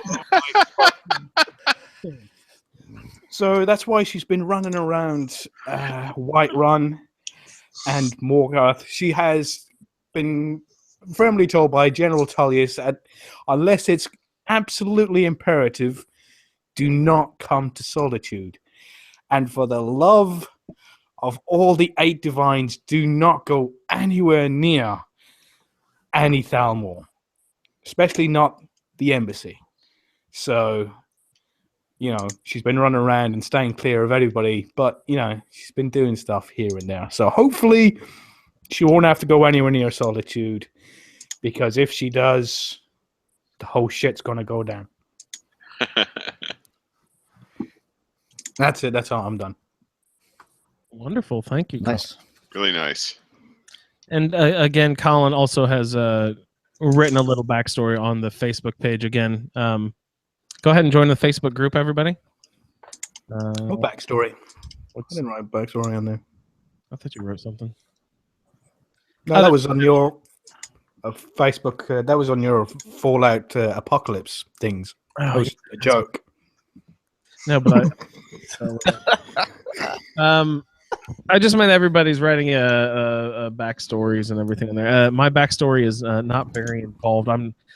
How I'm working it is I have a male Argonian here that I named Curing Tinker Keeps. I named him that in the faction that those are his 3 schools that he needs to concentrate on.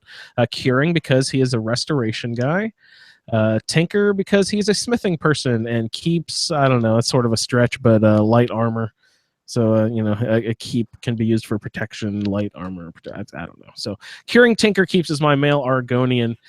The Civil War side I drew was for the Empire. So, I'm trying to weave this into the story that maybe he's not so much for the Empire, but he is by force being on the side of the Empire because of his dirty deeds in his past life. The Empire has captured his family, and they are holding them hostage. So in return for their release, the Empire is forcing Curing Tinker Keeps to go into Skyrim to figure out what's going on with this Ulfric Stormcloak character. So he's a forced spy by the Empire, sort of. So I don't have a whole deep background, and I don't even know if this would work in lore stuff anyway, but that's sort of how I'm kind of playing the character.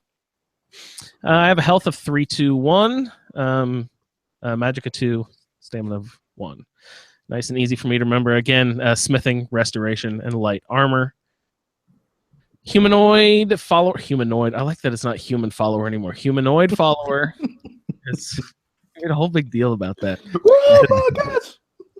It's Ogle, which is awesome because I've actually used Ogle before and I like him. He's an orc from Lagbrashore down there, sort of on the way to Riften. Mm-hmm. But I've already done his quest and I've acquired Ogle. I also already made a stop over by Markarth and picked up Vigilance.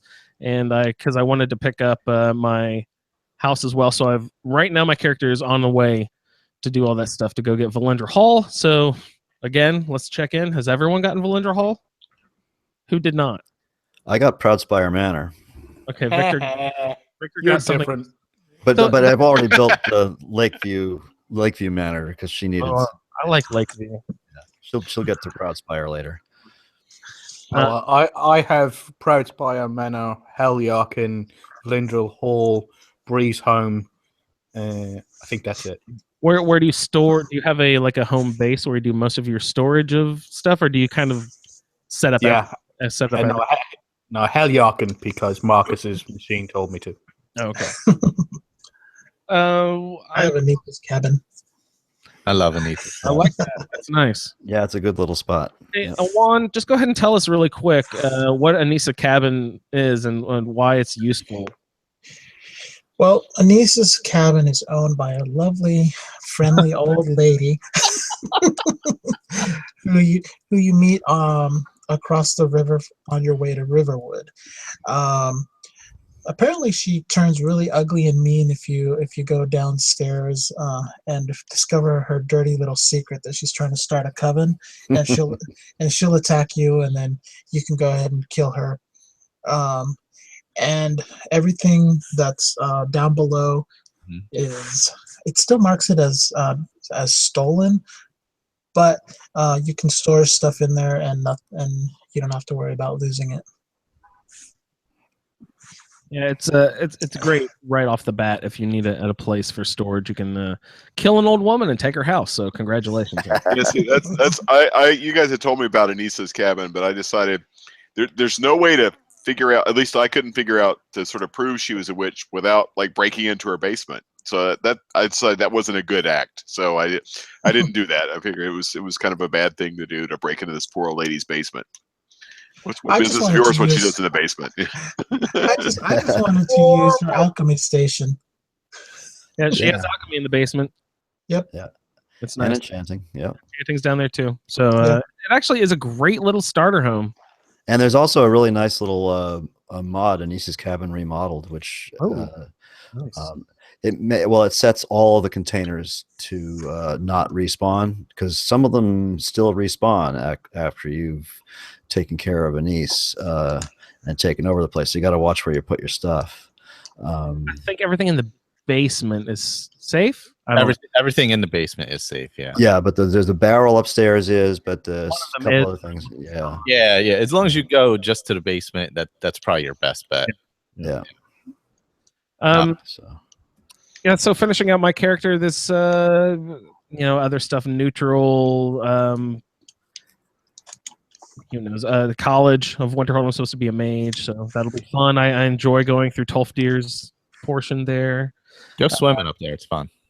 I need to load that mod. I can't go over mods. We'll get into more mods and stuff later, I'm sure. Halbarn, I don't know who that is.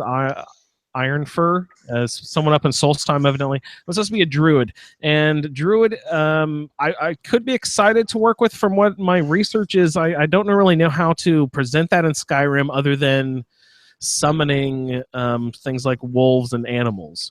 I'm not sure how else, because they're supposed to be like sort of a protector of the realm. Nature. They're nature priests. Well, yeah.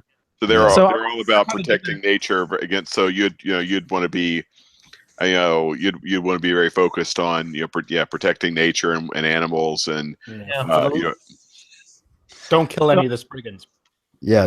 Right. Go for the me. Go for the shouts like animal allegiance and stuff like shouts and things. So I am going to try to incorporate some conjuration with like the is it called a familiar? Is that the wolf? Yeah. And stuff like that, so I can have some animals and stuff. And I'll try to play around if I can find more ways to make the druid come out. If you guys can think of anything else, of course. Definitely, you have to do the Elder Gleam, quest. And I was gonna say the moth. What are those? The moth priest people and stuff. Pay attention. Yeah, go after all the hag ravens. I mean, that kind of stuff. What's your armor type?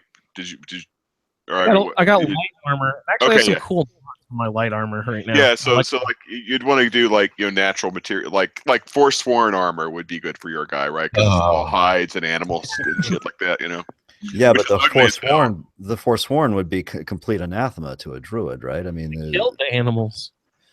Well, no. I mean, it doesn't. You don't have to be. You don't have to be against the use of animals for like. You could play a druid who will hunt and kill, but they'll it's kind of the sort of thanking the animal for giving them up, and it's sort of a nose to tail. You don't waste any part of the animal. You don't do things gratuitously. If you need a part of an animal, you can take it, but you have to celebrate the animal. You'd be sort of anti machinery and like the dwarven machinery and all that stuff would be very counter anathema to your character. So that's at least that's how like a D&D character would, like a D&D druid, where they were true neutral. They were all about balance with nature, and their whole focus was on protecting nature against sort of all extremes of good or evil. Or you could play it like you could go like a Spinal Tap and dance around a 3-foot tall sofa. that would work too. When the druid stands. Oh, So Pat. where are you with your restoration, Andrew?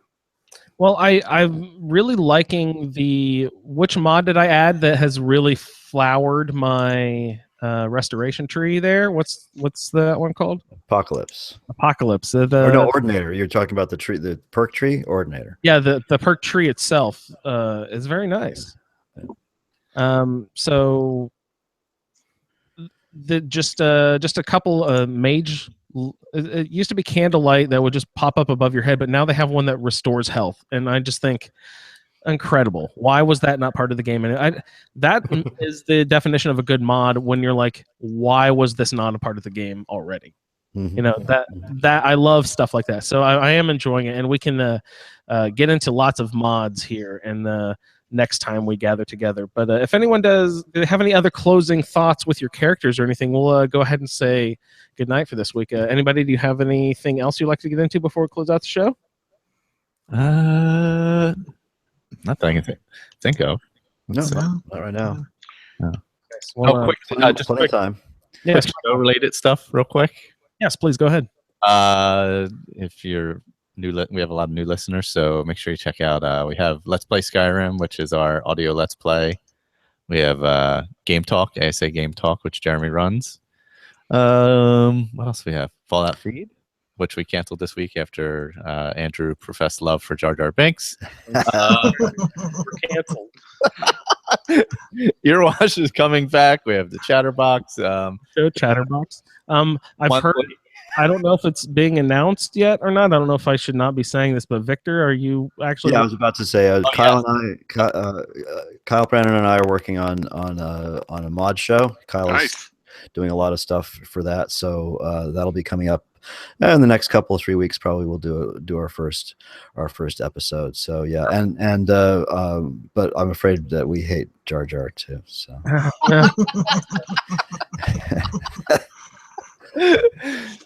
All I'm saying is that people get so worked up and they get frothy at the mouth and then they get worked out of control, and we all just need to settle down. Yeah, but if you don't retract that, like, you might not get to play with immersive armors. That's right. Okay, I'm sorry. Jar Jar sucks. Fuck you, Jar Jar.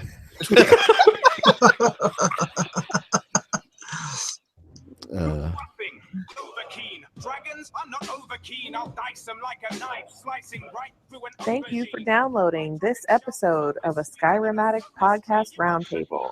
If you are interested in doing a play-along character with us, the show can be contacted by emailing skyrimroundtable@gmail.com. For the Skyrim Random Stats Character Generator, the Roundtable schedule, our Amazon link, and all other show information, please head on over to asapodcasting.com, where you will find the Fallout Feed, My Journey with CF, a Skyrim Podcast, the Chatterbox, ASA Game Talk, our YouTube channel, as well as other content. Your 5-star review on iTunes is greatly appreciated. Once again, thank you for downloading, and no lollygagging.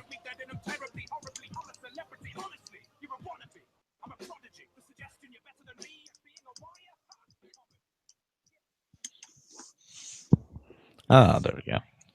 Alrighty. Okay, I need to save this file and then I'll start another. You guys can take a few minutes break. We'll check back in 10 I'm minutes. run and grab a beverage, Juan. Yeah, 10 minutes. I'm sorry about the clicking. I didn't realize you guys could hear my controller. Yeah, sorry to keep on was it muting you, but it was coming through sometimes like really loud. Yeah, I don't know why the mic is picking it up. Usually it doesn't, but oh well. Yeah, sorry, mate. No, it's fine. It's fine. I completely understand. If I'd known that it was I had the chat going on my other page, but I wasn't even looking at my other monitor, so I didn't even notice that you guys posted that it was coming through. Oh, for the feedback show, do we want to? Do you want me to set up a folder with all the audio ones in it so everybody can listen to them ahead of time, or in case they're like 10 minutes or something? or do we want to just listen to them in time? Yeah, I say we listen to them in time. Okay, sounds good. Just do them on the show. Listen to them. I mean, I don't think they'll be that long, but No, it shouldn't be. And I was thinking, because I'm going to be away next weekend and the week after, so I guess it's, what is that, like the 4th of December or something like that? That Sunday? Yeah, I think that's what you guys posted. Yeah, I think that's what we were thinking about, right? Yeah. Yeah, the 4th. I think Marcus said as long as it's after 7 his time. So that would be your time, I guess. yeah. Not my time. That's like 2 here, so. So are you doing one tomorrow, or is it the 4th you're doing it? No, the 4th. Yeah. The 4th. Yeah, because this won't be out, and this will give people, once this comes out, it'll give people time to send in their stuff before we do the next one. Yeah. That way we'll get more people with feedback in. Yeah. Oh, let me run upstairs real quick before Andrew gets back. Oh, I guess ESO's been down all day. oh, has it been? Yeah, apparently the server's been down. I saw a lot of people complaining about it. Oh, wow. How's it been populated since the re-release? Basically what I expected around the way shrines. It's really crowded. But once you get outside of the way shrines, it's a lot better. It's not as bad as I expected it. It's really nice. But mostly I've been running a lot of dungeons, a lot of vet dungeons, trying to get monster helmets. So those are a blast because you just get annihilated, and you have to learn. Well, you have to learn the mechanics of the final bosses. Okay. We were fighting one where it was 3 of the giant robots for the Dwemer robots, the giant ones. Yeah. One of them shoots lightning. The other one just runs around spinning. And then the other one has just a one-shot 25k hit. Ooh. Oh, yeah. It was insta-kill for my character because my character's DPS and just does a lot of damage, but not very durable. He's pretty durable. I mean, I've soloed a lot of the world bosses because they've actually bumped up the power on the world bosses. I was just about to ask that because I couldn't take one the other week when I was going up against. I took 2 out. It's not easy anymore. Yeah, was it the? I was going to say it's the only ones that do like as you said, that guy that does the one big hit, because I think Jonaria has only got like 11,000 health or something like that. Right. And the rest is all in sort of like in Magicka. So you know what you can do is you can get the you go into Rothgar. You have the DLC, right? Mm-hmm. Okay, so you go into Rothgar, and then there's a orc that does a cooking thing, and right. Yeah, I've already got that. Yeah, the recipes. One of the recipes gives you plus 5,000 health and 400 and something added to your Magicka regeneration. Wow. Because you're a Magicka DK, right? Yeah. Yeah, so that's perfect right there. I've made a Magicka DK also. There was also a purple recipe from the event that happened not too long ago, and that one gives you 3,700 max health, max Magicka, and then also it improves your Magicka regeneration. So that one's really nice also, and that's the one that I use. And another thing that I like to use a lot is annulment. Have you used that on your character? Yeah, I've got light armor, but they've dropped it down to like 6 seconds, which is a pain in the ass.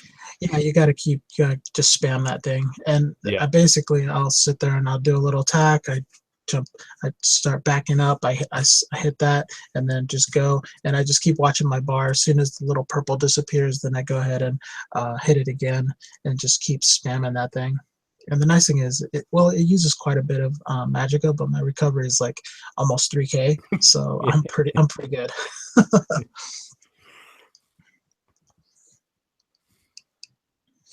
You can start whenever you want, guys. We're not hijacking your show. Yeah. And Andrew, if you ever want to come in and do some dungeons, we can go with low level characters and just do a normal, and everything. Your character, basically everything scales to your character. The whole world scales to your character now, so you can go anywhere in Tamriel. I think he's dead. You dead? He's dead. getting a snack. Did I break off too soon there, or what? No. Oh, okay. I heard the music start, so I thought. Yeah. I'm back as well. Okay. I'm gonna stay muted for a little bit. No worries. Yep, sounds good. But yeah, go ahead and start whenever. So how you been enjoying it then, Pat? I'm sorry. How you been enjoying it? What No, you been like up to? it a lot. I mean, just like a few random frustrations, like the mountain thing. You know, that was that's pretty irritating because they sort of fixed that in Fallout 4, or didn't put any mountains in, or however you want to say it. Yeah. But other than that, and I think nothing really bad from an annoyance perspective. Really enjoying it a lot. It's it's mostly for me. It's really coming back to a like a fantasy environment for the first time in a long time, and I think the thing for me that Fallout is the thing that this misses that Fallout has is kind of the tongue-in-cheek sort of dark humor of the whole thing and all that, and this is more just kind of like traditional epic fantasy, which is great in its own right. So you just have to enjoy it for what it is. It misses some of that bleak Americana nuclear humor that you get in Fallout. But I'm having a really good time. I spent many years playing tabletop gaming and everything. So any game like this really takes me back, especially because it's so well implemented. Yeah. Oh, hey, Colin. I have the follower. Well, not the follower one, but the one that adds more people. I found a Forsworn Merchant, and one of the spells was Virgin Detector. Detect Virgin. It's like, and the default is to point at the person, at the player, right? Which mod is that one? The one that adds all the people, all the extra people and stuff. Like populated something or others, or no, hold on, let me see. Where is it? Mod organizer popping up.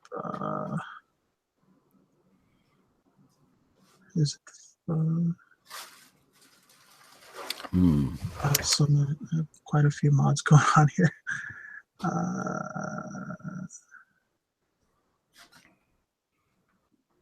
I don't know. Maybe trade and barter. Maybe, I don't know. No, that's not trade and barter. I use trade and barter all the time. That doesn't add people, right? No. Okay. No, like inconsequential NPCs does. Interesting NPCs adds people. I might have interesting NPCs. Let's see. Quality, apocalypse, man. I thought it was kind of cool that immersive citizens showed up on Xbox. That was pretty cool. That's a nifty mod. Yeah. I'm running that. I hope it does a quality world map for that. I don't know why that hasn't popped up. That would have been great for Patrick, because I mean, you can see some of the little shortcut roads to get through the mountains. Yeah.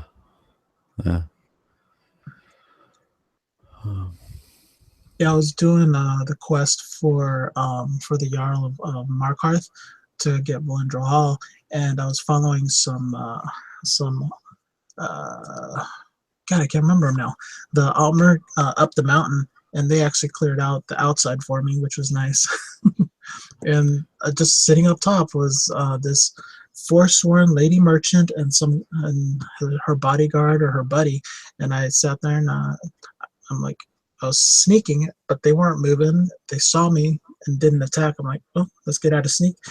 They're still there, so I went to go talk to them, and yeah, sure enough, she was a merchant. So I saw what she had for sale, and yeah, it was right. I was like, wow, really? Nice. Yeah. Let's see which trade and barter. Wonderful. Yeah, no, I don't know which one's doing that. Follower commentary overhaul. All right. You guys ready to roll, or? Sure. Yeah. Yep. Let's go.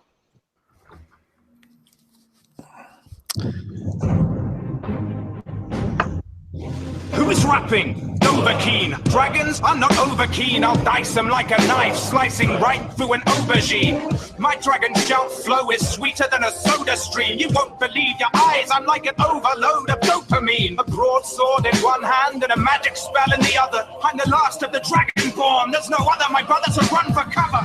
If you've got scales, then I'm on your tail, and I will not fail. Like Welcome to the 33rd edition of a Skyrim Addict Podcast Roundtable.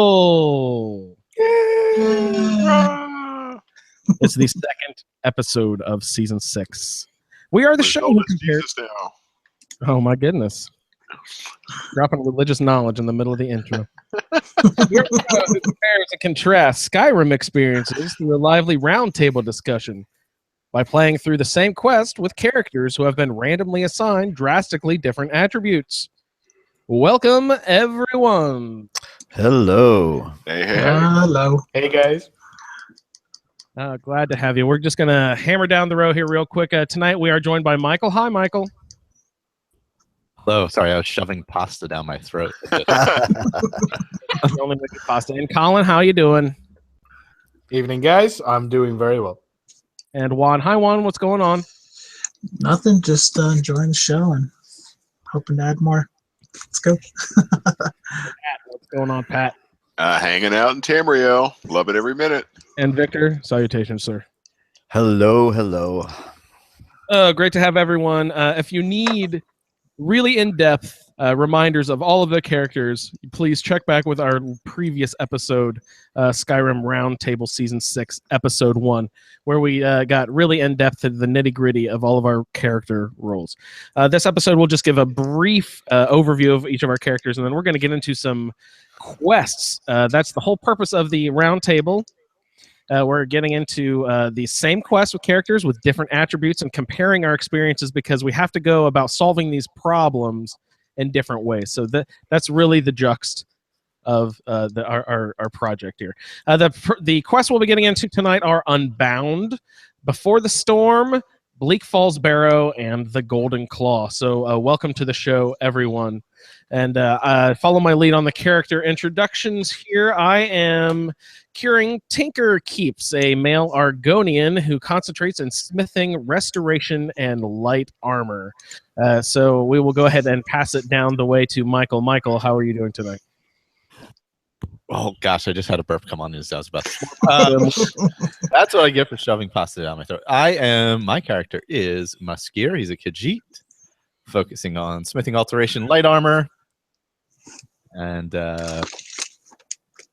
he's neutral on a warlock. Very nice. Thank you. Colin, hi.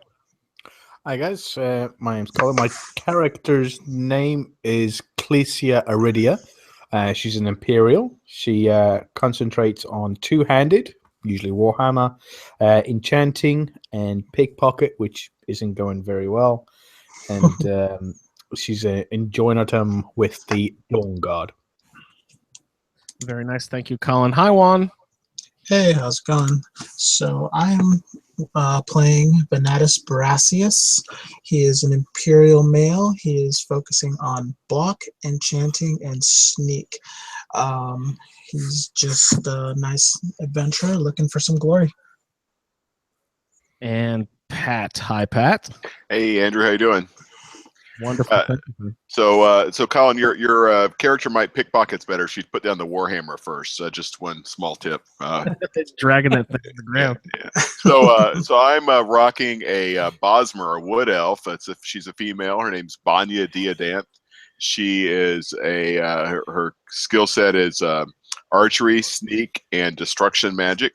She's coming off like a warlock with a good bent and loving life in Skyrim right now. Great, wonderful. And Victor. Hi, Victor. Hey. Oh, and by the way, I'm not sure it's the Warhammer. I think it's because he's trying to pickpocket with both hands. You know, I think that's probably what it is. Anyway, my character's name is.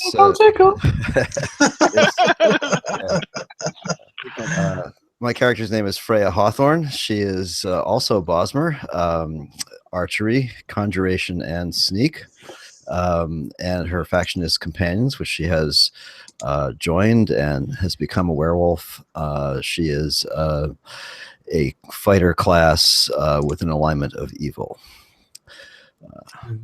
Victor, I meant to bring this up. We're sort of crunching time, so I didn't want to. I'm glad I remembered.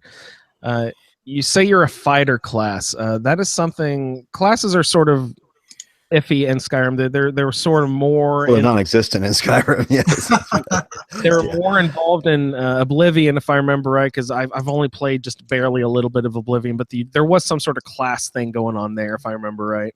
Mm-hmm.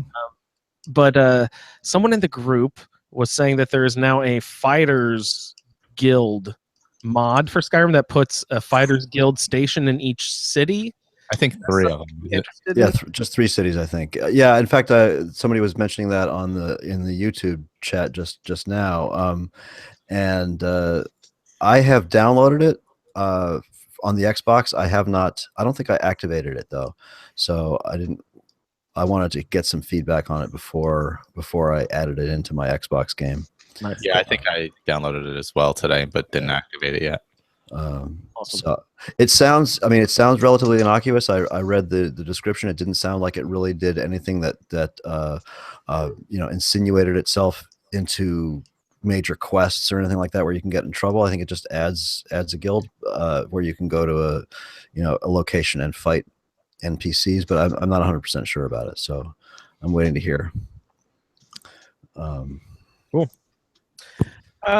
So we have got some characters introduced in the last episode. Like I said, if you need more in-depth refreshers about that, please go back and check that episode. We're going to go ahead and jump into Quest tonight, and since this is basically going to be a big comparison episode between Skyrim Special Edition and the old Skyrim, and what we're noticing as we go through and how things are different, and with mods especially. This will be my first exposure to mods, so they might affect me more than anyone else at this point, but I'm noticing some stuff. So let's just go ahead and get into some quests. Since you are the brand new fresh guy to the group, I'd like your initial impressions of just how the game opens up. What are you seeing? First of all, not even story-wise, when you put the game in to your Xbox, is this a cool experience? Do you like the load screens? What's going on? Yeah, so my irritant factor is you can't skip that damn tumble ride at the very beginning. It's like, I get it. You want to have players go through it once, but like you really should leave it to the player. You should be able to skip anything that's that long. That's a minor pet peeve. You should be able to mash the buttons and get out of that. But I mean, it's definitely the first time I did it, it was like I really enjoyed kind of seeing it, playing around, looking at all the characters in the cart, everything else. But then the second, third, fourth time, like you should be able to skip that. But that's a minor pet peeve. You only have to do it once per character. Look at the game is really good. I actually talked about this on the show we cut last weekend, so a couple episodes ago. The menu screen is really nicely laid out. It's clear. Couple minor differences that are things just different enough from Fallout. Like I find myself when I'm with vendors, because you sell stuff immediately rather than sort of queuing up all your purchases, I have to be more careful when I'm selling to vendors because I'm all the time like, oh no shit, I meant to keep that. I didn't mean to sell that potion. So then I have to reload or buy it back and take the bid ask spread or whatever. But it's just little annoyances like that because I'm used to button mashing in Fallout. But definitely it's a good looking game. I don't have a comparison to the original edition, but SE looks really nice on the Xbox. I'm having some issues with SE on my laptop, which is interesting because I can run Fallout 4 and I would have expected those to be pretty comparable. I'm having some graphics issues. So currently not playing. I'm sticking just with Xbox, which is fine. That's where my Roundtable character was always going to be. Hopefully I'll be able to figure out the PC issues and be able to start a a PC character, which is kind of where I play around with mods and do just some more experimental stuff. Typically, my sort of more hardcore sessions are always on the Xbox. But definitely a very strong looking game. It doesn't feel like a 5-year-old game by any means when you boot it up.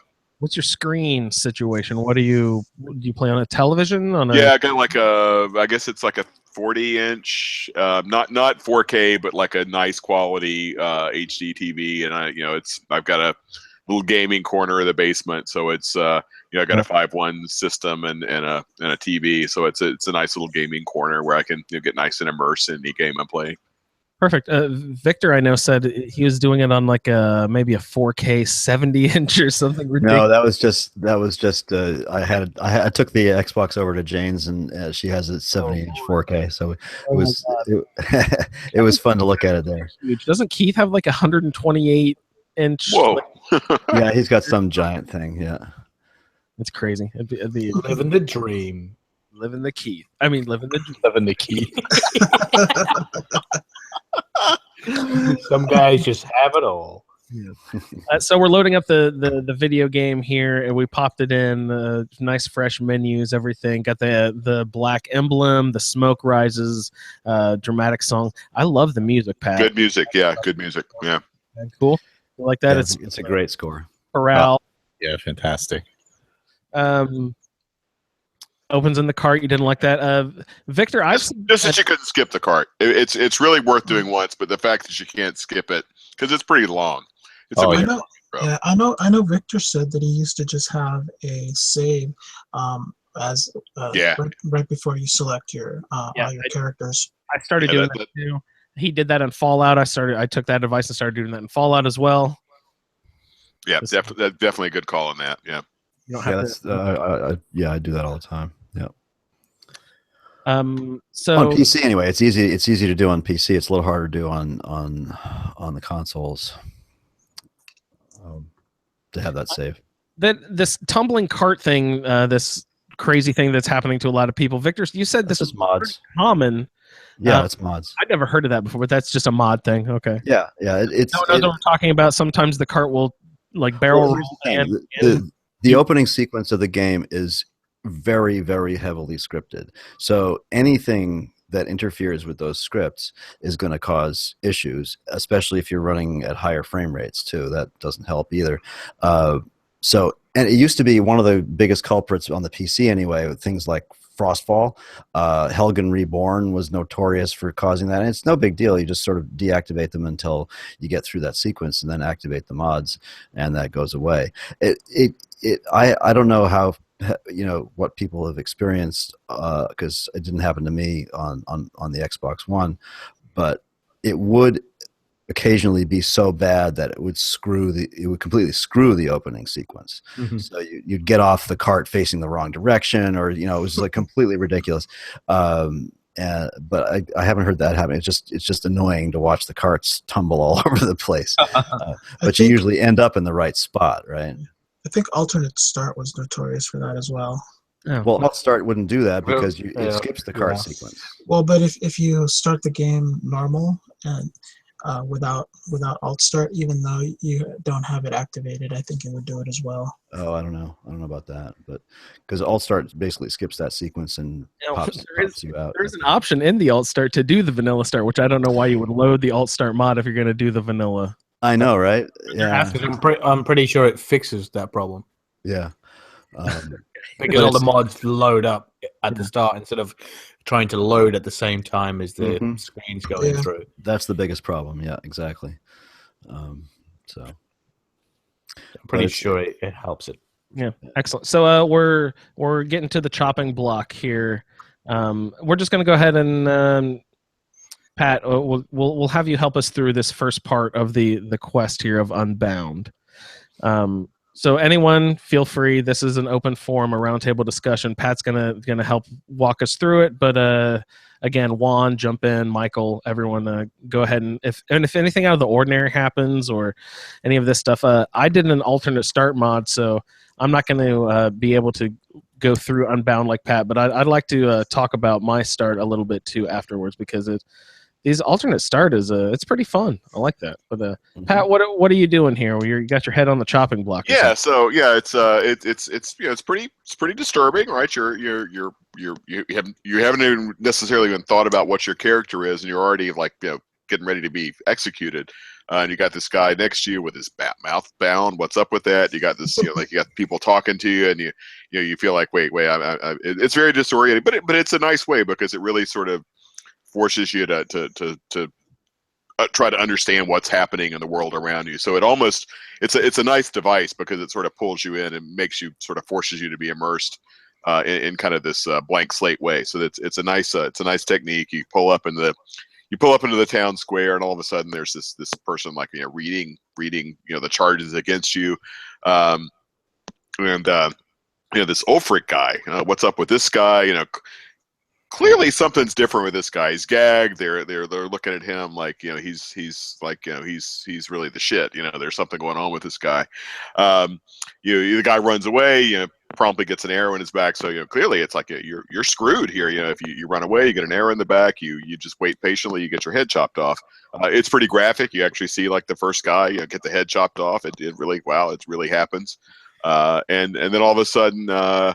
You get up there, your head's on the block, and wait a minute, there's something circling in the air. It's the dragon. And I thought this was really interesting. It's something that the people around you that you encounter later in the game. Oh, there's a dragon, just as Ulfric Stormcloak was about to be executed. And he's like, wait a minute. I was about to be executed when the dragon showed up. Wait a second. So, that kind of even you kind of hear that stuff, and then like it sort of is like, Dragonborn, Dovahkiin. It kind of begins to sort of all come together. It's like, it wasn't Ulfric that they were so worried about now, was it? So you get that, and then I thought this was interesting because I actually, some of the listeners, and you guys know, I did like the little unboxing on my PC, and then I wound up having a lot of technical issues, so it didn't go as smoothly as I like. But the first time through, I followed the Stormcloak. The second time through, I followed the Imperial, and or vice versa. But it's basically, it's the same thing. It's just who you're fighting and picking the stuff off of. You're coming from Fallout, you get in there, wait, do I want to pick up all these wooden bowls and plates and tankards and crap? And you realize, well, you can. They're worth like 2 gold, and eventually you don't worry about those because you're going to pick up stuff that's got a more valuable gold to weight ratio. But you got to figure that stuff out. You eventually you pick up a bow, you reach it does a good job of sort of taking you into sort of the fantasy role playing setting, because you go through the basically like a dungeon, right, where there's the one like the sort of torture scene with a cage, and it does all the nice sort of tutorial type things without forcing you to be in a boring tutorial. Like you pick a lock, you put on some armor, you pick up a bow, all the things you need to do to basically run the game. You pick up and just kind of as you're running away, which I thought was a nice. I always prefer a game that does that as opposed to just forcing you into an artificial tutorial where you just spend half an hour mashing buttons that don't mean anything. So that's always good to see basically a tutorial integrated into the game. So you escape through the keep. You got a few different things you have to jump around. I played it long enough ago. And unfortunately, didn't make really super clear notes. But basically, you're just sort of jumping through the cape and picking up a variety of armor. And by the time you get out of it, you got something to protect you. You've got a decent weapon. I'm pretty sure you get a bow at some point during that quest. And you get on the back end with the guy that you escape with, and then. They say, depending on whether you're the Imperial or the Stormcloak, it points you to somebody in the town of Riverwood. Mm-hmm. Yeah, which is where you kind of start, and you can start your adventure in earnest because you're now a free character with your own wheel. I think that's the point. Is that the point at which Unbound stops? I forget exactly where Unbound stops because the first couple kind of run together. Pretty much where you exit the cave. Yeah, exit the cave, see Alduin fly away, and that completes Unbound. Alduin? Who's that? Right? You don't. Yeah. The dragon flies away. Yeah. There, Pat. I'm sorry. Did you say who you pick? I followed one. I actually forget because on my PC I followed one, and on my Xbox I followed the other, and then of course by the time as soon as you get into town, you start selling all the crap you picked up, and I did one of each. Well, that's something that I thought was hilarious. Was the first time I played the game, I had no idea I was making a decision when they were telling me to make a decision, like follow Hadvar or Ralof. You know what I mean? Or Ralof, however that's pronounced. Yeah. Right.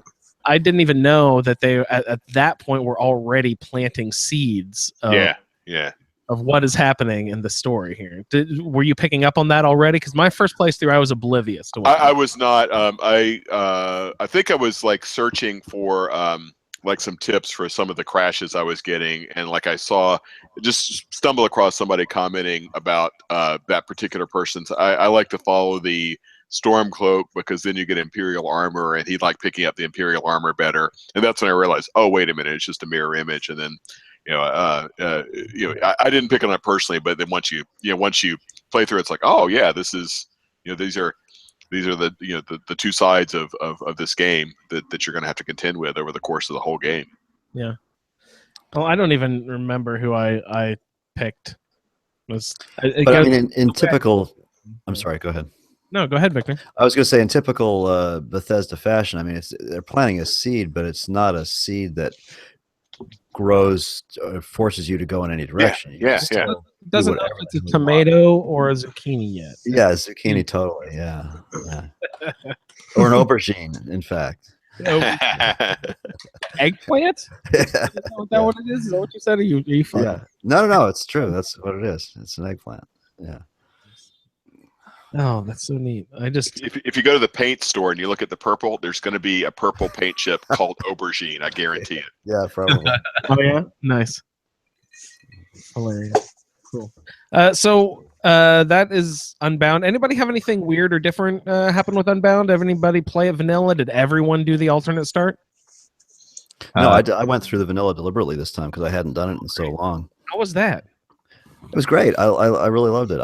It's and it really, I made it fit into the story, into Freya's backstory. So because making her having met Lokir in Bruma and fallen in love. I wanted to give Lokir a little bit more than he gets. He's in most people's games. Horse thief. Yeah, he's just a horse thief that gets killed quickly, and I wanted to give him a little bit of his due. So yeah, it was a lot of fun to go through that sequence again. It's awesome. Yeah, I nearly always go through vanilla, and I went through the vanilla one again. So yeah, it's interesting when he does sit there and he prays to all the divines, and he does only go through 8, and you're just like, wait, why didn't he do the 9th one? Just because you notice that he's missing Talos, Yeah. Because in the last 2, the previous 2 that I played, there was always 9 divines, and he's just sitting there, and I'm like, okay, he didn't say Talos. Why didn't he say that? And you find that out later on in the game as you're playing. See, as someone who'd never played the game before, there's this whole deeply interwoven history that I'm not picking up on. You know what I mean? Right. The first time I played, I had no idea what you were talking about there. Divines? What the hell are you talking about? Yeah. I think Frank Drebin said it best. And how did he phrase it? Like a blind man in an orgy, you're going to have to feel things out.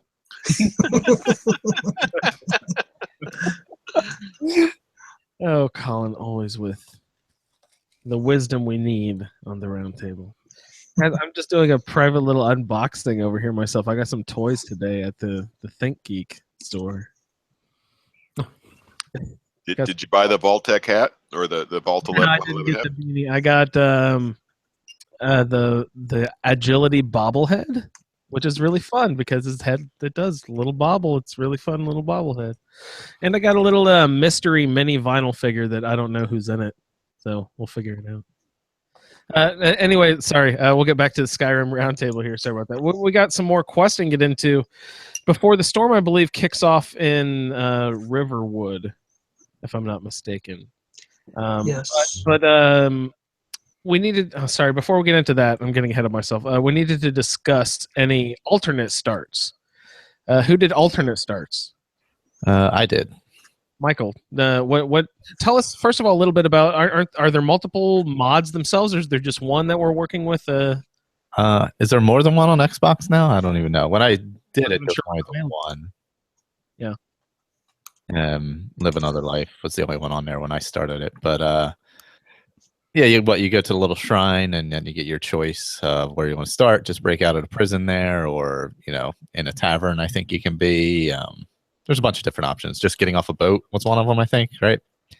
Yep. I think I had random escape a dungeon or something, so where I ended up in a abandoned prison. Yeah, that's the one where you just say, I just want to escape from here, right? Was that the escape from there? Yeah. Oh yeah, they are. Yeah, you're in the abandoned prison. Yeah, that's Right. what I did. I escaped from there. That's what it was. So then I had to get out of the abandoned prison and find my way to Riverwood, essentially. Actually, no, I had to go through Helgen. I had to walk through Helgen just to have see Alduin flying away, Right. and then off to Riverwood, and that Yeah. kind of kicked everything off. I think there's a little note. That Interesting. you Actually, you got to see Alduin fly off. Barely. I think he's kind of flying away as you walk to town or something. Interesting. Mm-hmm. But that's probably like game scripted or something, right? That he probably sits there until you happen to walk to that spot. Right? Yeah, I mean, he does. Exactly. Yeah. You have to get close enough within the cell, or break through the cell, the Helgen cell, and then the alt start mod kicks off Yeah. the end of Unbound Right. Yes. for you. So that's how it works. Yeah, I think there's a little journal that talks about what happened, which is kind of weird, but at least it's a way that talks about. I think it needs to do something to really initiate the whole course of events. Basically, I think the sort of the premise or the affectation of the mod is that you walk into Helgen and you find the burnt corpse. You pick up the journal, and that burnt corpse would have been you. Oh, okay.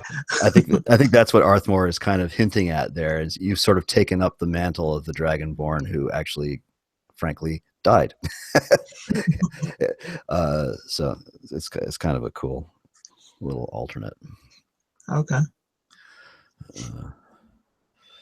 Yeah, I thought it was fun because you just kind of wake up in a cell, and there's a statue of, who was it, guys? Mara, maybe? Mara, yeah. Yeah, it's Yep. the Mara. Yeah. Mhm. And what did I choose? God. I went back and tried a couple different ones because I wanted to see what they did.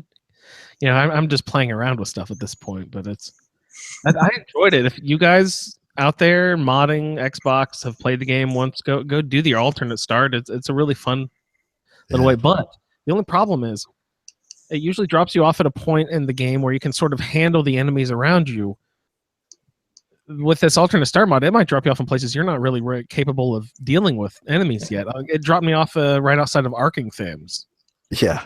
I tried to step in there, and I held my own for a couple like spiders and stuff, but it just got when the spears started popping out, there was nothing I was literally powerless against these things. It was like you cannot take on certain enemies. Which mod was that one? Oh, that was the same alternate start mod that dropped me off. But which did you choose? Which did you choose? I don't even remember which one that was. There was one where the Left 4 Dead, where you were attacked by bandits. I tried a few different ones, so I don't remember which one. Yeah, but I woke up on that bedroll outside of Arking Thames entryway there. Arking Thames or Alftan? No, Alftan. You're right, Victor. I'm sorry. You're up by Alftan. Yeah, that's the robbed and Left 4 Dead one. Yeah, and you sometimes you wake up in the middle of 4 bandits who are just basically beating on you. It's like If you sort of jump left and jump out the window, that's because I've died there so many times I can't even tell. I was left out in Solstheim once. You're right. Yeah, and one time I forget what dragon mod I was using. I did my little thing. I jumped left, jumped out the window, and immediately got blasted by a dragon who had spawned in the same place.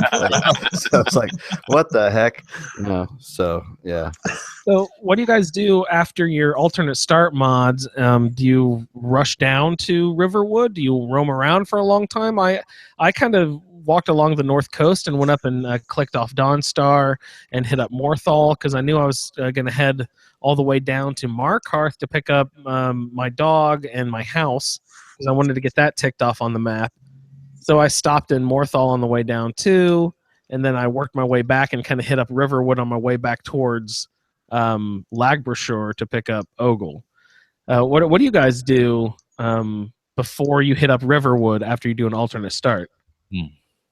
I think the main thing is that I think most people use it so they don't go to don't go to Helgen, so they don't continue the main quest, so they can just play it as a citizen of Skyrim. So yeah, that's typically what I do. Is wherever I pop up, I just sit there and do the normal adventuring type stuff, but not as the Dragonborn or even haven't seen dragons at all.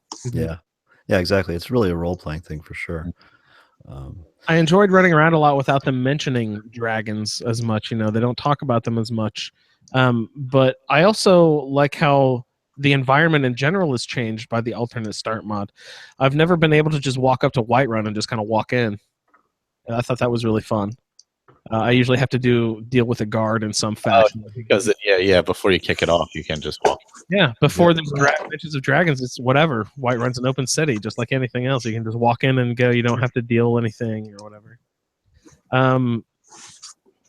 What else was I noticing? There's just like lots of little things. They instead of mentioning dragons, they replaced it with riots, I believe was the term they were using. It's like, oh, there's riots in Helgen, I heard. It was, an uprising, the riots. You would hear people mentioning that every once in a while. And then that clicked off the mention, go investigate the city Helgen or something like that in my quest log. Yeah. Right. Is that how that actually functioned? Am I remembering that correctly? Pretty much. yeah, there's also an NPC as well, I think. What do you mean? Explain that.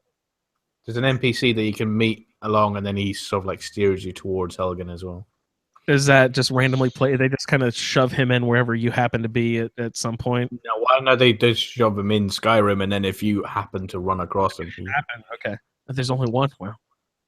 No, I definitely overheard a conversation about a riot, and it clicked up a miscellaneous quest to go to Helgen to investigate the riot. So I thought that was awesome. That was really cool. So that causes you to go to Helgen, and then again we'll pick up right where you left off. You read that journal of the corpse, and that sort of kicks everything off. Yeah. Go ahead, go on. I think I've gone into the cave, and either Ralof or Hadvar are still in there, injured. Both of them. Yeah, and you give either one of them a healing potion, and that's the one that you walk out with, or the other one dies, I think. That's another thing that's a great addition. That's another thing that was really fun. I thought something was wrong with the quest because it wouldn't let me go past a certain point in the dungeon. I was like, what the hell is this? Everything's blocked off. It won't let me go. The quest marker's here, but the quest marker was actually towards the mouth of the cave that was outside of the city and back and around. That's right. Yeah, Arthmore actually added a pile of rocks in there. Yeah, for exactly that purpose. Yeah. I was like, I know that I am not insane. I know that there was a hallway. Yeah, you just got to remember that normally when you go through the vanilla, as you're going through, a lot of the roof caves in and blocks off a lot of the paths. And they still had, even though there was no dragons present, they still had the collapses and the avalanches happening. That was pretty. That's because the dragon attack did happen. Yeah, you just weren't there. Yes. Just wasn't there. and just for any new PC players that are listening that are interested in mods, there is another alt start mod out there called Unbound. I'm not sure if it'll ever pop up on the consoles because I don't think it's I'm not sure if it's supported anymore, but it's excellent. So go out and check it out. I won't say any more about it. It's very different.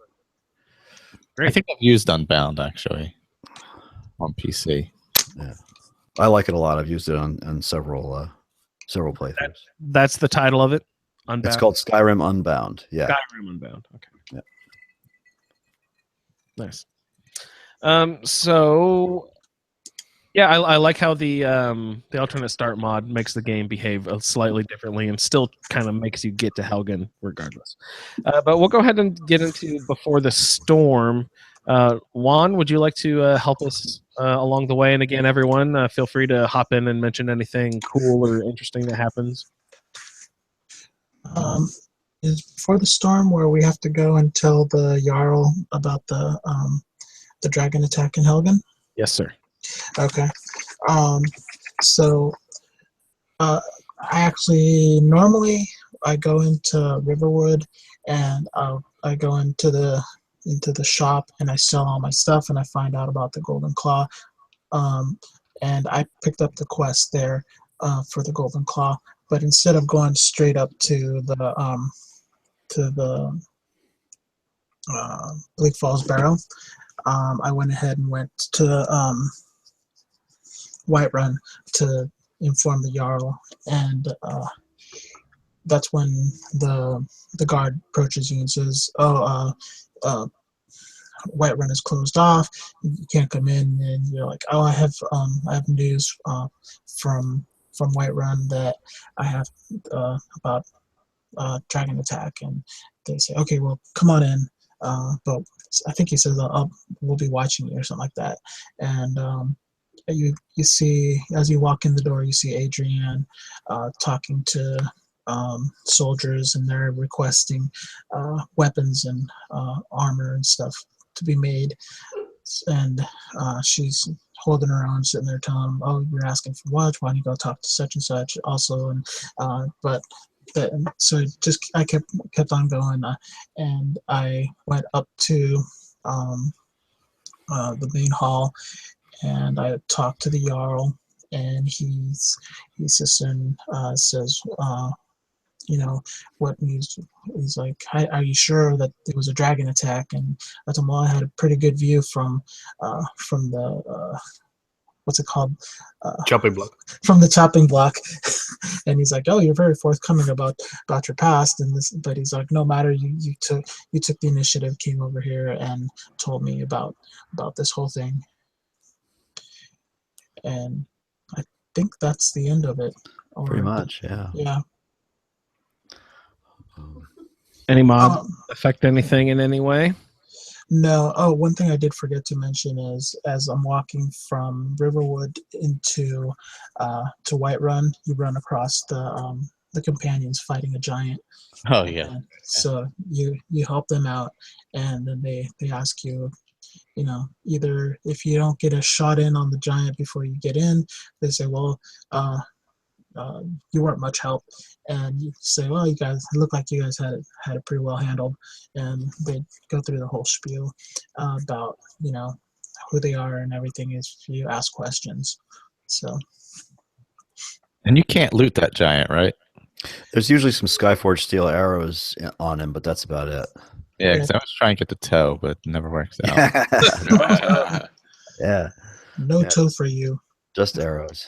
I feel like I could interact with his club more than I could in previous games. I could be wrong about that, but Never mind. Still couldn't pick it up, but I could around. That's enough about interacting with clubs and things. I don't know. Giant clubs. Oh. Ew. I think you could always click on that one. There's one in the game you could click on. Yeah, there's one you can grab, isn't there? I did for Lagbrushore. That giant and the giant mist grove or whatever it's called for Lagbrushore to get Ogle as a follower for the Volendrung hammer. That quest, you know what I'm talking about? Yeah, that's an Orcish warhammer he has. Yeah. Yeah. No, there is a club somewhere that you're supposedly able to pick up. Yeah, you can't use it, but it's at one of the camps. You can't pick it up. Yeah. Yeah. I want to instruct my follower to pick it up. And of course, there's mods for that as well. Oh, there's mods for everything, but I did not. That's cool. You can take a Giants Club. I think so. In fact, there's one. I thought I saw one pop up on the Xbox just recently. So there's lots of bad mods out there too. Someone was just commenting on that about how painful it's getting to have to sift through all the shitty mods Yeah. In order to find a few that are actually good, because there is a star system, but as far as I can tell on the website, or at least on my phone, I cannot filter by the stars. So I still have to look at all the 1 stars as I find the 5-star ones. The stars are useless because all the 16-year-olds put 5 stars on My Pretty Pony and Big Boob mods, and that's all they care about. So the stars won't tell you anything. Don't diss the Pretty Pony. Yeah. Sorry, I didn't know you were into ponies. I'm a pony boy. But yeah, no, you just Andrew. I don't even know what I'm called. And don't forget all the impractical, skimpy armors as well. Yeah. Yeah. No, it's terrible. I mean, you look at the Nexus is just as bad. It's always been a problem. But hey, it's each to their own. But but I mean, yeah. So and if mods didn't affect the next quest at all, how about our relationships with Balgroof? Anybody have any interesting ways their character's backstory would make them interact with Balgroof? Where's Balgroof standing on the Civil War in the first place? He's on the fence at the moment. It did play in mind. I didn't choose the option where I told him that I was there as a criminal, because obviously I wasn't. Mm-hmm. I just came from Helgen. I was stationed there, and I was informing the local authority that he should shore up his local guards and stuff like that. And I done the same thing as one. I went in, sold my crap. Then I listened to Hadvar to Alvor, and headed down to the local Jarl to inform him that his city could be in danger. And so headed there, and that's sort of like led through. He says, thank you very much. He gives you, I think he gave me a set of steel armor in thanks for coming all the way there and informing him of the dangerous city he is in. I didn't like how he talked to his Imperial steward. He should have more respect. But his Imperial steward is such a... Where? What are you going to say? God, say it. Is a puffed up, ignorant... Anyway. Yeah, she glared daggers at I can't remember his name. The brother, anyway. Arnold Schwarzenegger. Oh, yeah. But yeah, that was basically it. And then he leads you away until the next one. But I pretty much done the same as what Juan did and headed down.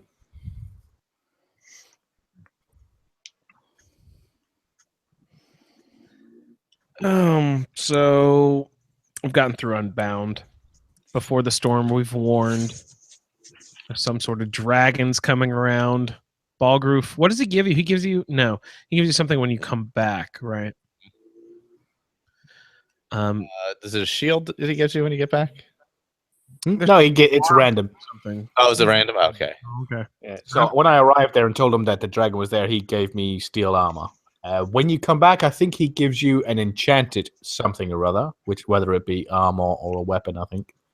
Yeah, it depends on your level and your skills, what he gives you. You get 2 items from him, then. You're right. He gives you something before you go, and then a reward, an enchanted reward when you get back. Yeah.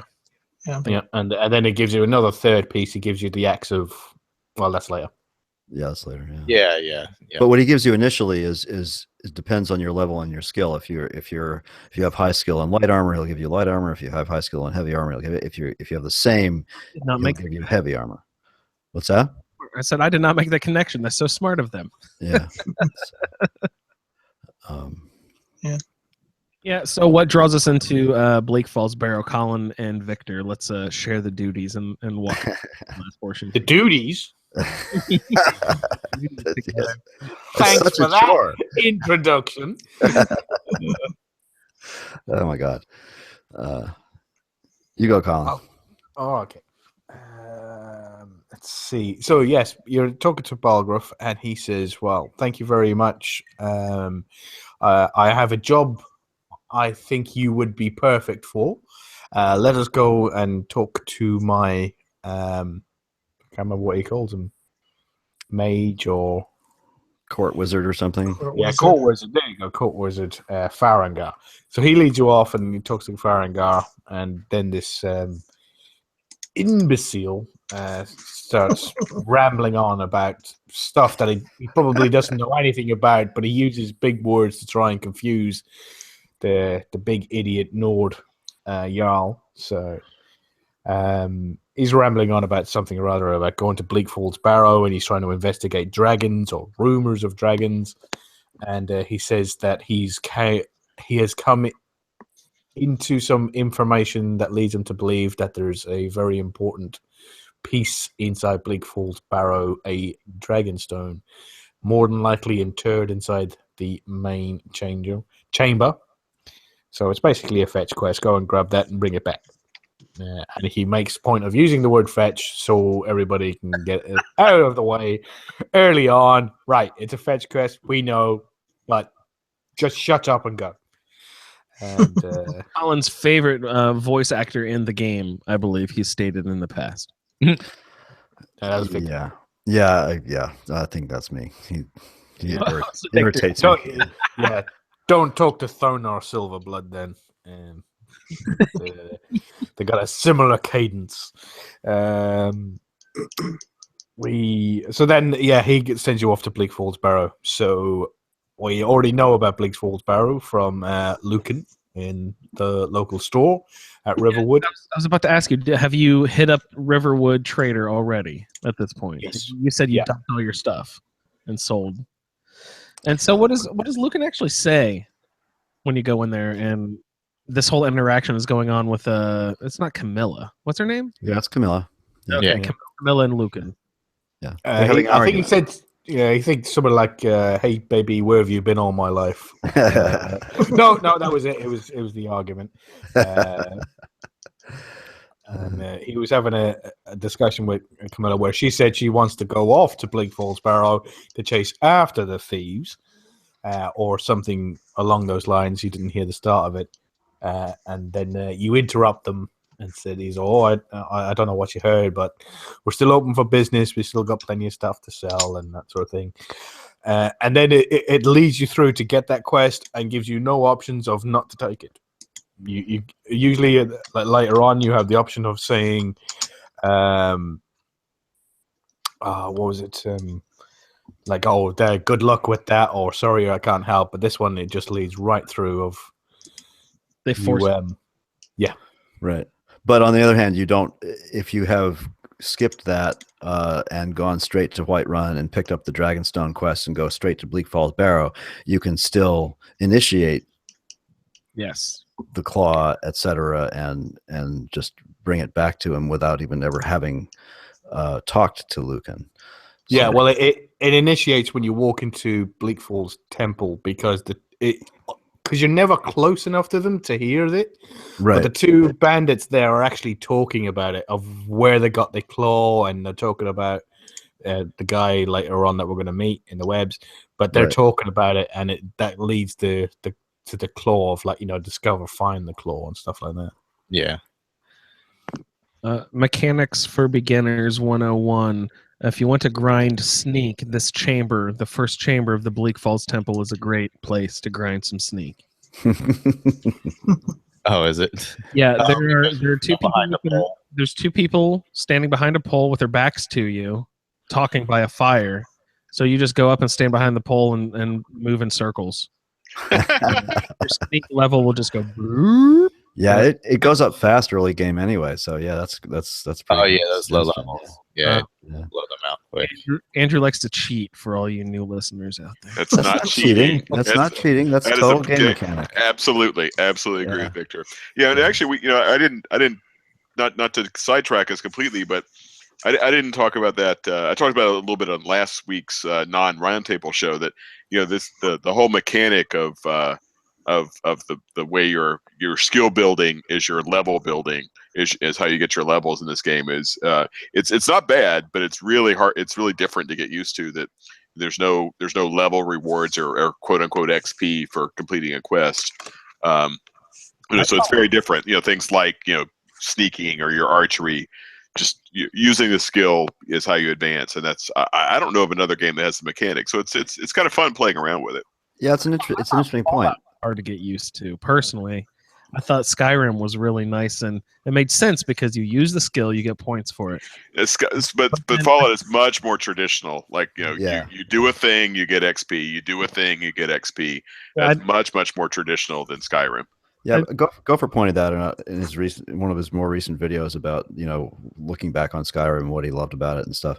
And it is kind of cool that you can have a battle mage and a fighter, both heavy armor, both have 100 skill in heavy armor, but you haven't taken any perks. One of them hasn't taken any perks in heavy armor. It's totally different character, totally different approach to the game. So it makes I think it's a really good mechanic, but it's not the only one. Yeah, I like it. It takes some getting used to, because you can do things like what Andrew was talking about with you're working the sneak or working the archery or whatever, or the alchemy like Michael was talking about in an early Skyrim Addict. Yeah. Well, I think that's what makes it easier to roleplay in Skyrim. The fact that you don't have to complete quests to level up. Absolutely agree. Yeah. Yeah, that's true. You can have a level 100 character or 81 character, whatever the level is now. You can have a high level character without actually ever picking up the Dragonstone. Yeah, you can completely avoid all that altogether and play for hundreds of hours. Does anybody know? God, I forget his name. Pat, the guy who does Jennifer for Fallout. Mikhail, someone. Yeah, it's he's in the chat. Yeah. Is he right now? Hey, shout out to him. I just ran without it. I'm literally not looking at the chat. I think it's Michelle, right? Yeah, Michelle. Yeah. Michelle? Oh, who I just sent the CD to? That's the same person. No. Yeah. That's crazy. Yeah, and Michelle confirmed. And Michelle also commented live in the chat here that he prefers the Skyrim way of leveling up. I was going to say, do you play Skyrim and do you have legendary characters that you've taken to level over 200 or whatever? That's awesome that he's in the chat. Holy crap. Thanks for tuning in live. Scared the crap out of it, didn't you? Yeah, I was like... Oh, did we say anything bad about him? Oh, no, we didn't. It's okay. Don't know about this. Jumping. Yeah, that Fallout character he had was amazing. Yeah. I think of Jennifer all the time. I'm ashamed of myself. We won't tell Tori. It's all right. Oh man. And she doesn't listen to the podcast, right? I was just thinking about that, and I could, talk about whatever. It doesn't matter. She doesn't care. She doesn't listen to podcasts. She thinks I'm silly down here. But as you said on the live stream, at least I'm not out, womanizing in bars or something. At least she knows. Yeah, you're just sending mixtapes to people called Michelle. She did raise an eyebrow when I told her I was sending mail to someone named Michelle. She was like, "Who?" That French dude, Canada. She said, "Oh, yeah, sure." That she's all right with. Very progressive lady you've got there. Oh, that's hilarious. Okay, so we're in Bleak Falls Barrow. I'm grinding my snake over here in the corner. What are you going You're to do? doing what in the corner? He's going around in circles. He's circle sneaking. Oh, okay. All right. Hush. With Frostfall, Bleak, it's really cold up in Bleak Falls Barrow. Yeah, it is. It is. You're right. And once again, wasn't really prepared, and kind of lost. Fired. Skill levels go way down when you get cold. Yeah. Oh, yeah. And I was about to freeze to death when I ran into the chamber. So. Yeah, that's a really good point, because it's early game, so you don't have a lot of skill and level and stuff, and outside Bleak Falls Barrow, yeah, it's blizzard, it's cold there, yeah. Yeah, it was frigid, and yeah, it was hard because I was trying to sneak a bit and shoot fireballs, and my magic wouldn't regenerate, and I had no stamina, and then I was about to ask, what are the drawbacks? Is it just regeneration slows down a lot? No, your skills drop dramatically, really dramatically. So your flames just don't shoot as far, and they're not as powerful. You're like, if you go up into the skill menu, you'll see everything is dropped down to like 2 or 3 or yeah. I see what you mean. Yeah, they're like all red across the board, and your skill levels have dropped tremendously. Is this Skyrim's sort of version of survival mode? And that we know in Fallout 4, sort of? I would say pretty close, yeah. Yeah? Sounds a lot like it, yeah. Interesting. That's fun. And there's a food aspect too, or that's I need, which I'm using that campfire and Frostfall. So, and these all work well together. Yeah. Oh, and I added the what makes it a little more. I added the one of the storm mods. Which one is it? Vivid Weathers. Is that what came out first? Yeah, I think that's the first. Well, that's the first weather mod that came out on the Xbox, right? Yeah. I added that, which makes it a little tougher too because it rains a lot and you get blizzards. And blizzards are really cold, and in the rain you get really wet. So yeah, these things all add to it. But I'm enjoying it a lot, actually. I'm channeling my inner Dave, my inner McBeta, and walking everywhere and building tents. And I don't have any followers. I generally hate followers anyway. So followers are the worst. Yeah, I can't stand followers. Especially Lydia. Oh, I was just gonna say, like, you know, get on Michael's side here. I'm pretty sure that when Mike Beta says that he walks everywhere, he walks, as in he's clicked the walk button. Oh yeah, so he strolls along and doesn't run. Actually, strolls from place to place at the same speed as an NPC. So that I tried. Yeah, it's an amazing thing because I tried it. I got up to about level 7 maybe, and I just couldn't continue on. I just it was like no, I gotta run because I was in the middle of a quest and it was time sensitive. So I thought, well, my character would run to this place because it's time sensitive. So she started running, and then I just couldn't stop running. Go back. Yeah. No, so, I like that too. I always promise I'm not going to fast travel on this playthrough. But I'm not fast traveling, but I am running. This is very nice. The special edition has done a very good job about helping me run around more. I have to admit, like I'm not fast traveling nearly as often as I would, because I want to see what's around the corner, how they've polished this. The rocks, I think, look really spectacular. I don't know if people have actually walked around and looked at specific graphics, but I think even though the trees are still flat, from the right angle, they're still even enhanced in an even more special way. They're fuller, they look fuller. Yeah. The trees are great. The snow up north is a little more crystalline and shiny, you're right. So I believe Colin mentioned that. The water, Victor, I believe I heard you mention a couple episodes ago, the water actually flows the correct direction now, which is a big help. Well, they fixed it up. It flows with the direction of the stream instead of like diagonally across, which looked awful before. I think that still needs a little work. I'm using the Realistic Water 2 mod because it still looks better, but it's much better than it was. Yeah, I think one of the guys in OTR was saying that you could actually see the fish swimming in the water when you were looking down on it. Yeah. Hey guys, I gotta run, so I'm gonna jet off. Great, thanks for joining us. We'll see you next time, buddy. Alrighty. Take care. Thanks a lot, Ryan. Night, dude. Yeah, I mean, we're getting close to wrapping up the quest for the evening anyway. Then we'll just get into sort of a free-form discussion of initial impressions of the special edition, how well we're enjoying it, and any side quests that we've gotten into. Like there was any kind of semblance of order before. Yeah, no. What do we? I don't remember where we are. Or have we gotten to Arvel yet? We're just about to. No, it's about okay, to. Colin, help us out. So we get to Bleak Falls Barrow, and some of us are freezing, and we're pushing the bandits out of the way to get to the fire. are the ones that are doing something with their hammer behind a pole. Sorry, Colin. Michael, can you use that fire to get warm after? Can you walk in and kill those bandits and then use that fire? You don't have to build your own. No, oh yes, I hunkered right over that fire and good. got nice warm. You have to load that mod before you start. Again, is it one of those that you should load before you start? That I don't know.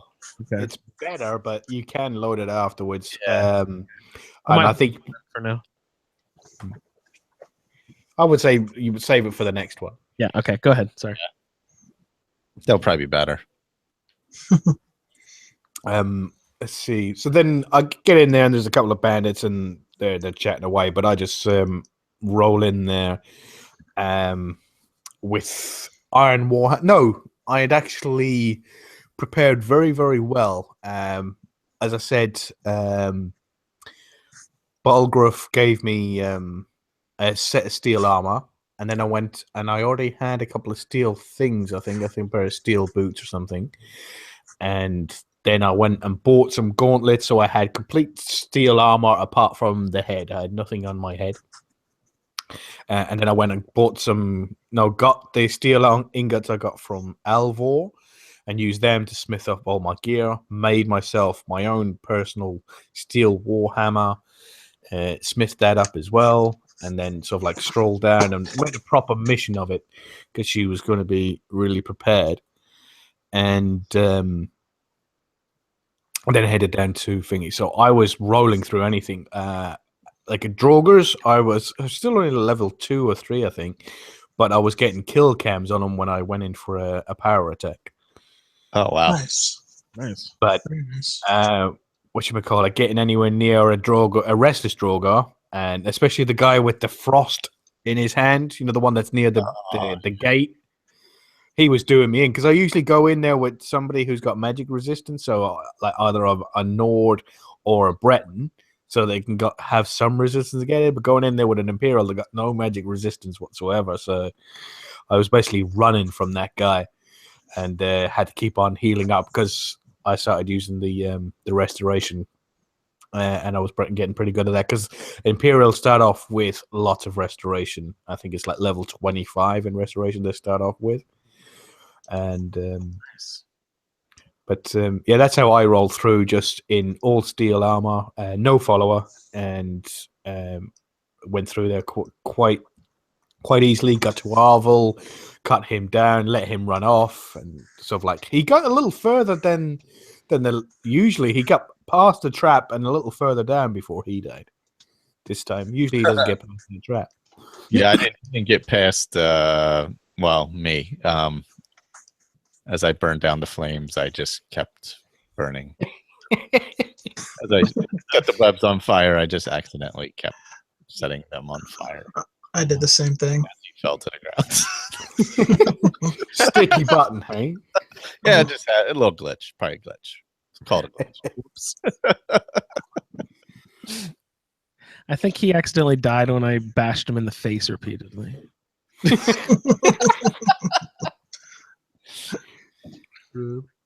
Whoops.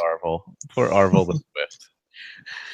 It's funny that was the only thing I remembered from Colin's game on the charity stream. I just happened to remember that name and as one of the quiz answers, and I came across that guy. It's like, oh, I know this guy. And I probably shot him in the back with an arrow when he ran away from me. As he ran. Your reputation precedes you. Yeah, you're going down. And I didn't have the quest either, so it was a complete surprise because I hadn't stopped by the trading post. Oh, And that was one of those things. I had this damn golden claw. I had nowhere to take it until I just sort of stumbled across that trading post. And oh, this is yours? You mean this golden claw? I've been using it as a butt scratcher. Cleaning bear pelts with it. I knew that you would have to go back to the Riverwood Trader, so I didn't go in there the first time because I knew I'd go back there with the claw anyway. Yeah. So I did that, and I noticed this is the first time I ever did it that way, and I noticed that they worked in the dialogue like a little line about Oh, you mean this old thing? Like, Yeah. Oh yeah, if you go there afterwards without knowing, that line, yeah. And they're so like but when they're introducing it, they say something like how they're depressed or something. The store is not the same. I forget exactly what they say, but they sort of allude to the fact that something's missing from their lives. Yeah. It's the damn golden claw. So I accidentally killed Arvel too. So Poor guy. what do we get? We get the claw from him, right? Yeah. Claw and a diary. I think it's sort of like it kind of explains the golden claw. I mean, it shouldn't have taken you long, Pat, to figure out the claw of how to find the.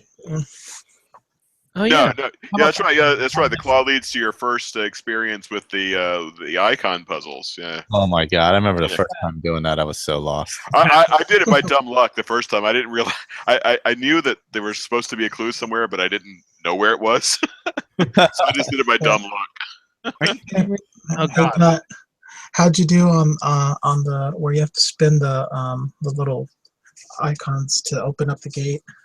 I actually got it the first try, totally by accident, because I'd missed the clue. I forget where the clue is in that dungeon, but I knew how it was going to work. And I knew somewhere there was a clue, and I missed it. But I said, what the hell? I'll just try one, and it just totally happened that at the very first one I got it. Yeah, I know. Some people sit there and they kill the bandit as before he does anything. But usually I just, as I'm sneaking in there, the first time I was catching up to him, I was about to hit him, and I saw that he went over and pulled the lever, and he just gets hit by poison arrows and gets killed anyway. So I don't even worry about him anymore. I just let him get killed, and then I just go. Arvel, not really that swift at all. Yeah, no, it's actually it's another thief that's kind of before you even get to Arvel the Swift. Oh yeah. Oh, okay. Yeah. Yeah, he always dies. Yeah, if you just leave him there. Yep. Not the brightest bandits in that. No. I remember one of my first playthroughs that I did not know to pick up the golden claw off of him or something for some reason. So I just thought that it was broken. I just thought I couldn't proceed. I didn't know why I couldn't go any further. I thought it was stuck. You probably didn't find his body. Maybe he ran off and you couldn't catch up to him, and then you didn't notice his body or anything like that. Because if he gets hit by that trap, he can get knocked over the other side of the wall or something. Hey, speaking of which, after we get through the quest, I also want to talk about our dumb mistakes that we didn't know about the game on our first time through, so Pat doesn't feel bad. Where are we on the quest? We just killed Arvel the Swift. Arvel. That's it, I think, for this week, right? This is the last one. Yep. Yeah. So we get through that though portion as well.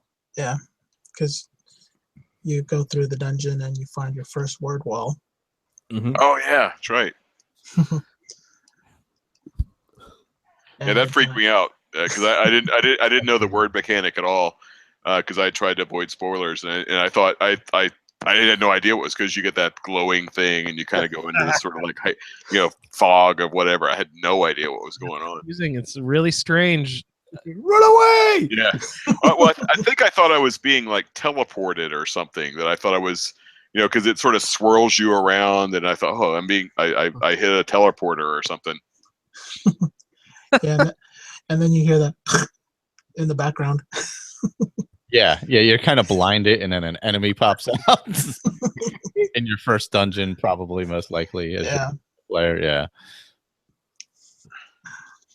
We're just gonna blind you. Yeah. Was there anything special in the dungeon? We just kind of jumped from Arvel to the last room. Was there anything else? Was there a couple draugrs? I think there was a couple chests. Yeah. Swing axes. Giant frostbite spider, which was a pain in the ass trying to kill that with a warhammer. Oh, skeevers. Yeah. The frost spiders are perfect sneaky archer fodder because they go down pretty easy to a sneaky archer.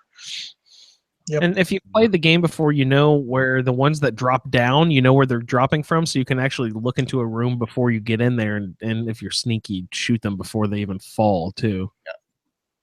Yeah. They freeze a couple times on the way down. Yeah, they don't. Something. Yeah, they come like partway down, right? Some of the time. Yeah. Clecia refuses to carry around a small bag of sticks, so she was just going Warhammer. So, is there any other melee weapon in the game besides bow and arrow? Range weapon besides bow and arrow? Range weapon. Besides magic, crossbow. of course. Yeah, there's Crossbow. Crossbows. Yeah. Crossbows. I think some mods add spears. Yeah, there's a mod I think that adds that. I forget what it's called. That sort of like a leather bag you whip around your head and throw a stone at someone. Sling, perhaps. Is that a sling or whatever it's called? I think I saw. It would be a sling. Yeah. A mod for that. It could have been only PC only. I bet doubt that's on Xbox yet. I don't know. There's a whole mess of mods out there. There's literally thousands to sift through. But yeah, the vanilla game, you have the bow and arrow. Yeah. You have the longbow, and you have a crossbow. Yeah, I can't think of anything else besides range magic. Yeah. I think I saw a mod that adds throwing knives too. Ooh, throwing knives. That's fun, especially for an assassin build. That'd be great. Oh, that would be awesome for an assassin. That'd be fun. I always wanted to do the poisoning assassin, but if you add the throwing knives to that, that's a nice. Yeah, it's pretty sweet. Yeah. Or like darts, if you could add like a poison darts and stuff. Yeah. Oh, I hated darts in D&D. That was the only missile weapon that mages could use, and they were horrible. Throwing darts were terrible. Oh no. Well, at least in this game, you can put paralyze poison on them. Yeah, Pat, have you figured out how to poison? Oh yeah. I've been poisoning since the early day because because frostbite spiders, you get poison off them right away. So I figured that out very early. It took me a long time to realize how to do that. Would you like to explain to any new listeners how that mechanic worked really quick, if you remember? Yeah. So you have the frostbite venom from the spiders, or when you're alchemizing and you get poisons, or you have potion of damaging stamina or poison or whatever. You have a weapon, either a melee weapon or a bow, and you have that equipped. You go into your item menu. I guess you could. I haven't favorited any poison, but I guess you could favorite a poison.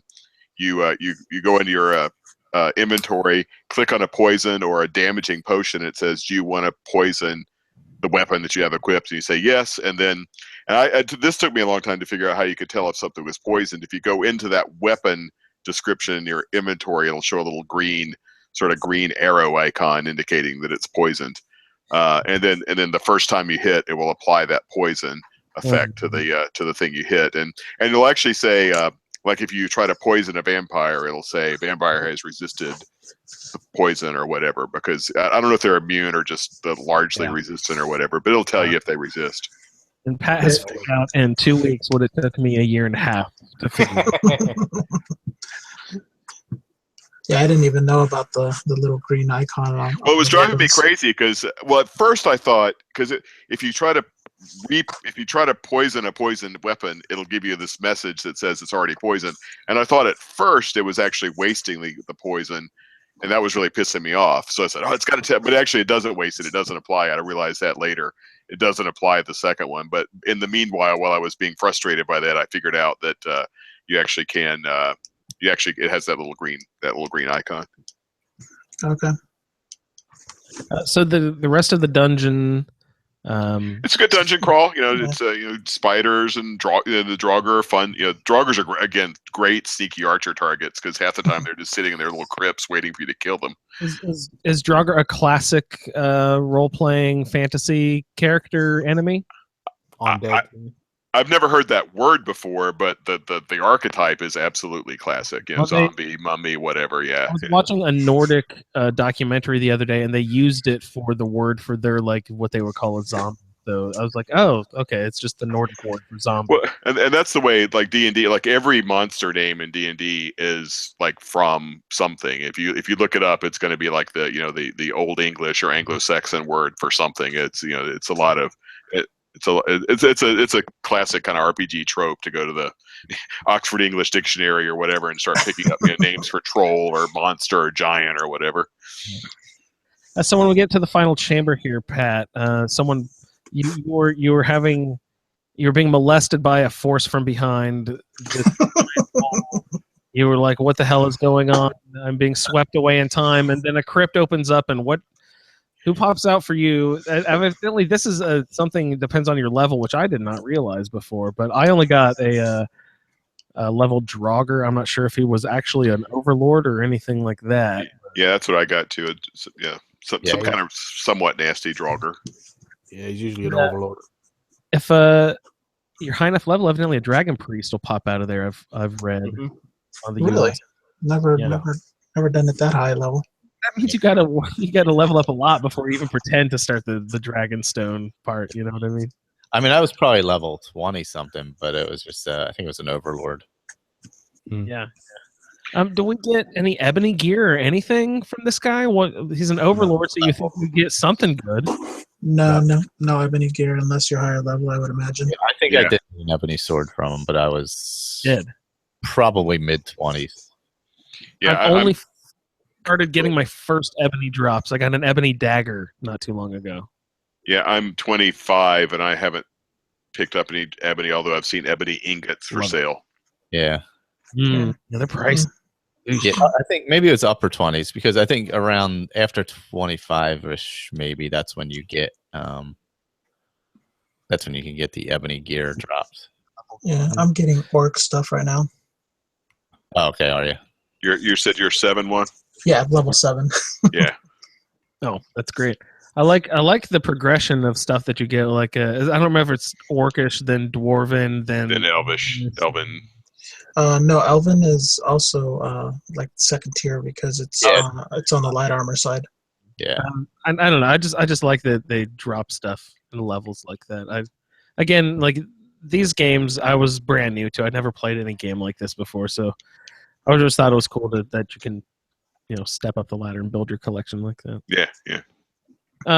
So in the final chamber there, check behind your waterfalls. Anybody who's new at the game, there's 2 waterfalls, right? Yeah. Both of them have treasure chests. Besides, there's a master level chest right beside the wall there too that you'll have to. I believe the Dragonstone is in there or on the body of the Draugr. I'm not sure. It's on the body of the Draugr. Okay, but there's also a level. Waterfalls? There's 2 waterfall sliding chests in there. There's one waterfall. There's another it's like a mini. It's not really a waterfall. It's kind of the part of the stream because it's right behind the ward wall. Oh, I've probably found them in the past. I float through there so fast anymore that I always.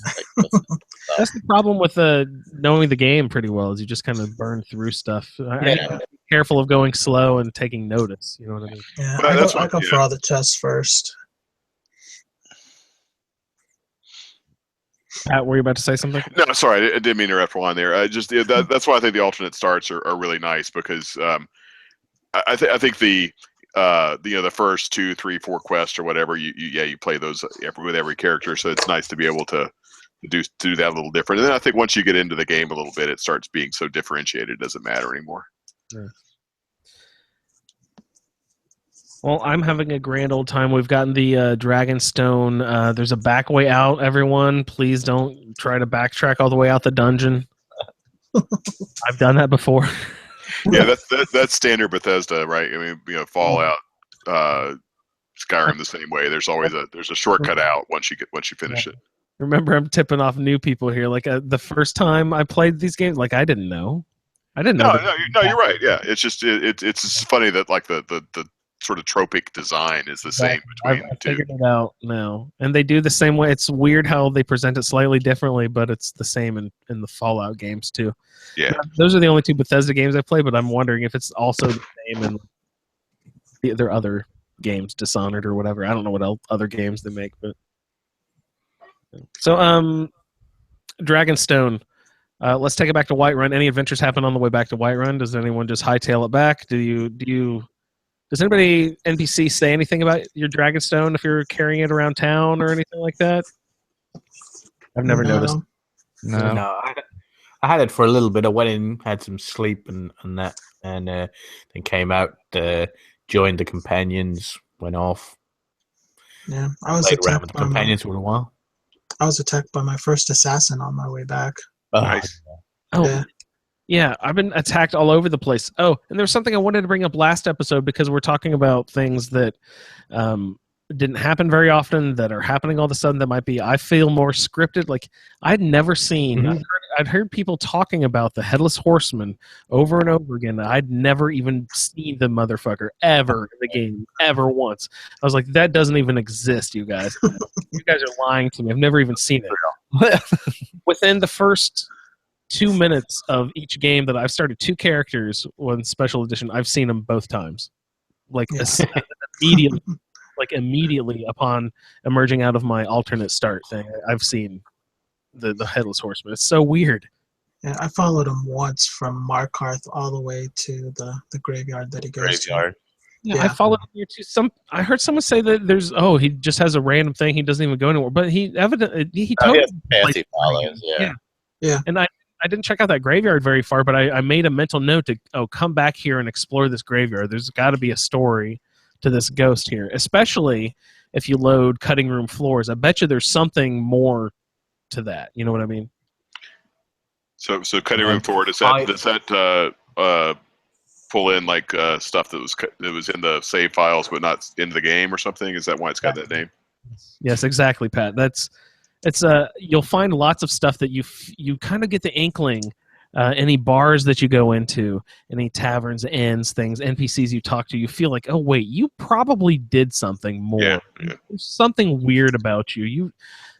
You're obviously meant to have done something more. Evidently, this mod will flesh some of those out more, and not all of them, but like it tries to do more of that, I think. Yeah, I saw your old horseman. The only problem is he didn't have his horse. He was just running along the side of the road with no head. Did you take a screen cap? Well, maybe that was the horseless headsman. Yeah. I was like, okay, and he ran straight into Lake Inalta. I think it was the frame rate for that. But some people suspect that he's Ragnar the Red. Yeah, from the song. Yeah, that's my favorite song to play. Especially, mentioning playing songs, I've loaded a Become a Bard mod. I know people laugh at me, but I like the Bard's Quest. I think it's one of the better. Yeah, but that's not why, Andrew. Oh, sorry about that. I loaded that quest, and there's also some stuff you can do with lutes and drums and stuff, so you can add a lute and make it an active equipment, and so you can equip it and then make it active wherever you are, and then you'll start playing, and that gives you 8 different songs you can play for, I think, 3 or 4 different instruments in the game, which, it's not a ton of, but I think it's a really nice little touch. I think it's really fun. Plus, it adds some more to the quest of the Bard's Quest. It adds a little more to that, so I'm excited to get into that a little bit. But do you get any bonuses for playing the songs or anything? I can't tell if you get a speech bonus. You would think you might get some sort of speech bonus or something. Okay. Because but one thing you can do is improve the loot at the workbench at a smithing station. Really? So you can get like firewood and an iron ingot, I believe, to improve it, and I think that make you play the songs better. I don't know. Huh. That's kind of cool. Yeah, so that's fun. I like that.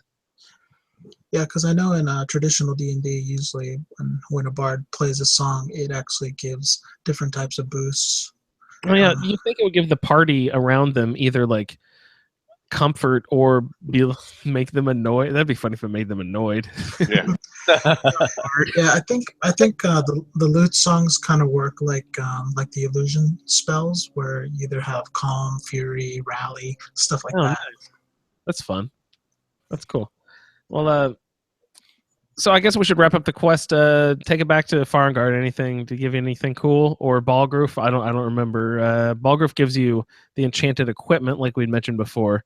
Does Farngard give you anything besides a bad attitude? No, he gives you an attitude, and there's some woman there talking to him.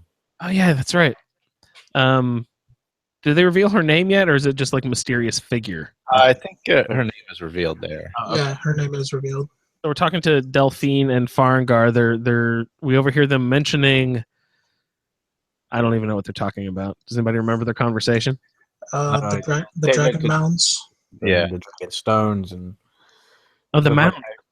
That's Yeah, that's great. That go visit the mounds before you open up the dragons, and all of the word walls.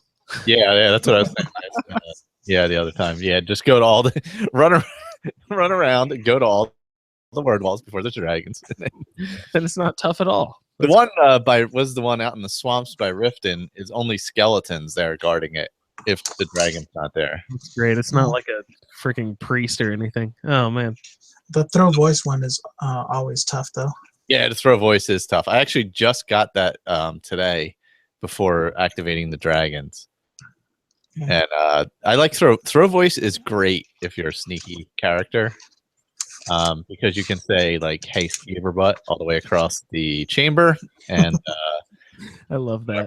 Whoever you're trying to shoot with an arrow or a fireball, it goes and runs and see who yelled and called him a Skeever butt. Hey, melon nose. Yeah, there's some pretty fun. Use that effectively. Do you use that in a game play regularly, Michael? I really love it for sneaky. I never used it once. I love it. Yeah. Because I mean that was the nice thing about Skyrim is a lot of the enemies actually react to if you shoot an arrow or if you do the throw voice, they'll actually react to any movement, and we'll just kind of go investigate what it is. Yeah. Nice. Because I remember I was watching when you were playing Oblivion, I think you tried shooting an arrow and you missed and nothing happened. Nothing happened. Oh, that was with the what are they, goblins or whatever they are? Yeah. Yeah, and I was trying to get them to move. It was one of the higher level ones. I'm like, all right, I'll get him to move over here, and I'm like, all right, well, he's not moving over there. I don't know. Must have been the wind. Okay. They just don't. Unless you hit them, they don't go anywhere in Oblivion. They're just like, well, whatever. Yeah. Is that a zero, Steve? Yeah, I think it was. It didn't hit us though, so we should just keep on talking. Everything's fine. Yeah, that was another pretty cool thing about Skyrim is even when you walk into that first mine, if you walk in there and you already killed the guard outside, the two guys are in there talking. Oh yeah, did you hear something? No, don't worry about it. We got Bob out front taking care of everything, and you're just like, I just killed him, Yeah. What about Bob? He's gone. I always feel bad for another dungeon kind of on the way when you're wandering back and forth. White River Watch. Do you know? I couldn't get that quest because I like to play it of like going in and like I was helping the Jarl out. Yeah. And so I was like, all right, do you have any problems, any jobs you need taken care of? And go, oh yeah, go kill this bandit. And I was like, right, yeah, awesome. So he's going to give me White River Watch at some point so I can go up there and get those gauntlets of fortified two-handed. Awesome. Oh, yeah. I done like 20 fucking things. And he 20. hasn't given it to you? Never sent me there once. One time when I was running back, I must have been like level 20, already had the enchantment, bought it off of some merchant somewhere, walking past, and some wolf ends up running away from me and runs up towards there, activates all the bandits, so they come running down, and then I go, oh, look, there's a cave. Yeah, there's a fucking cave, Lydia. I go in there and I killed it. I mean, I was so high level by the time, was the old Hadvar up there was wearing carved Nordic armor. Oh, he had the card. Oh, nice. I was sad for the blind guy. Yeah.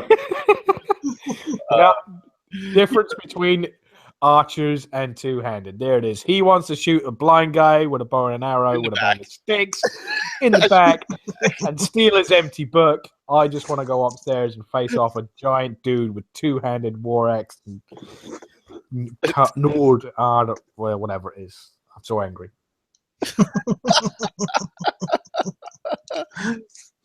I just wanted that question. I mean, sometimes when you talk to the guards, they go, "Oh, they stay clear of White River Watch. That's where old Hordvar keeps his band of merry sort of like whatchamacallits." Nope, talk to like every guard. I walked past for like 2 hours. I think if you keep activating the guards, eventually they tell you about all the different areas. Yeah, but that's not RP. So. You know, if your character likes to nag people. It's chatting up the guards, because that way if you get caught, you'll be friendly with the guards and they won't throw you in jail. You know, it's RP. Especially for a good guy. Yeah. Or a good girl. Or maybe she's flirting and thought his stories were very interesting. She's not bad. She's just drawn that way.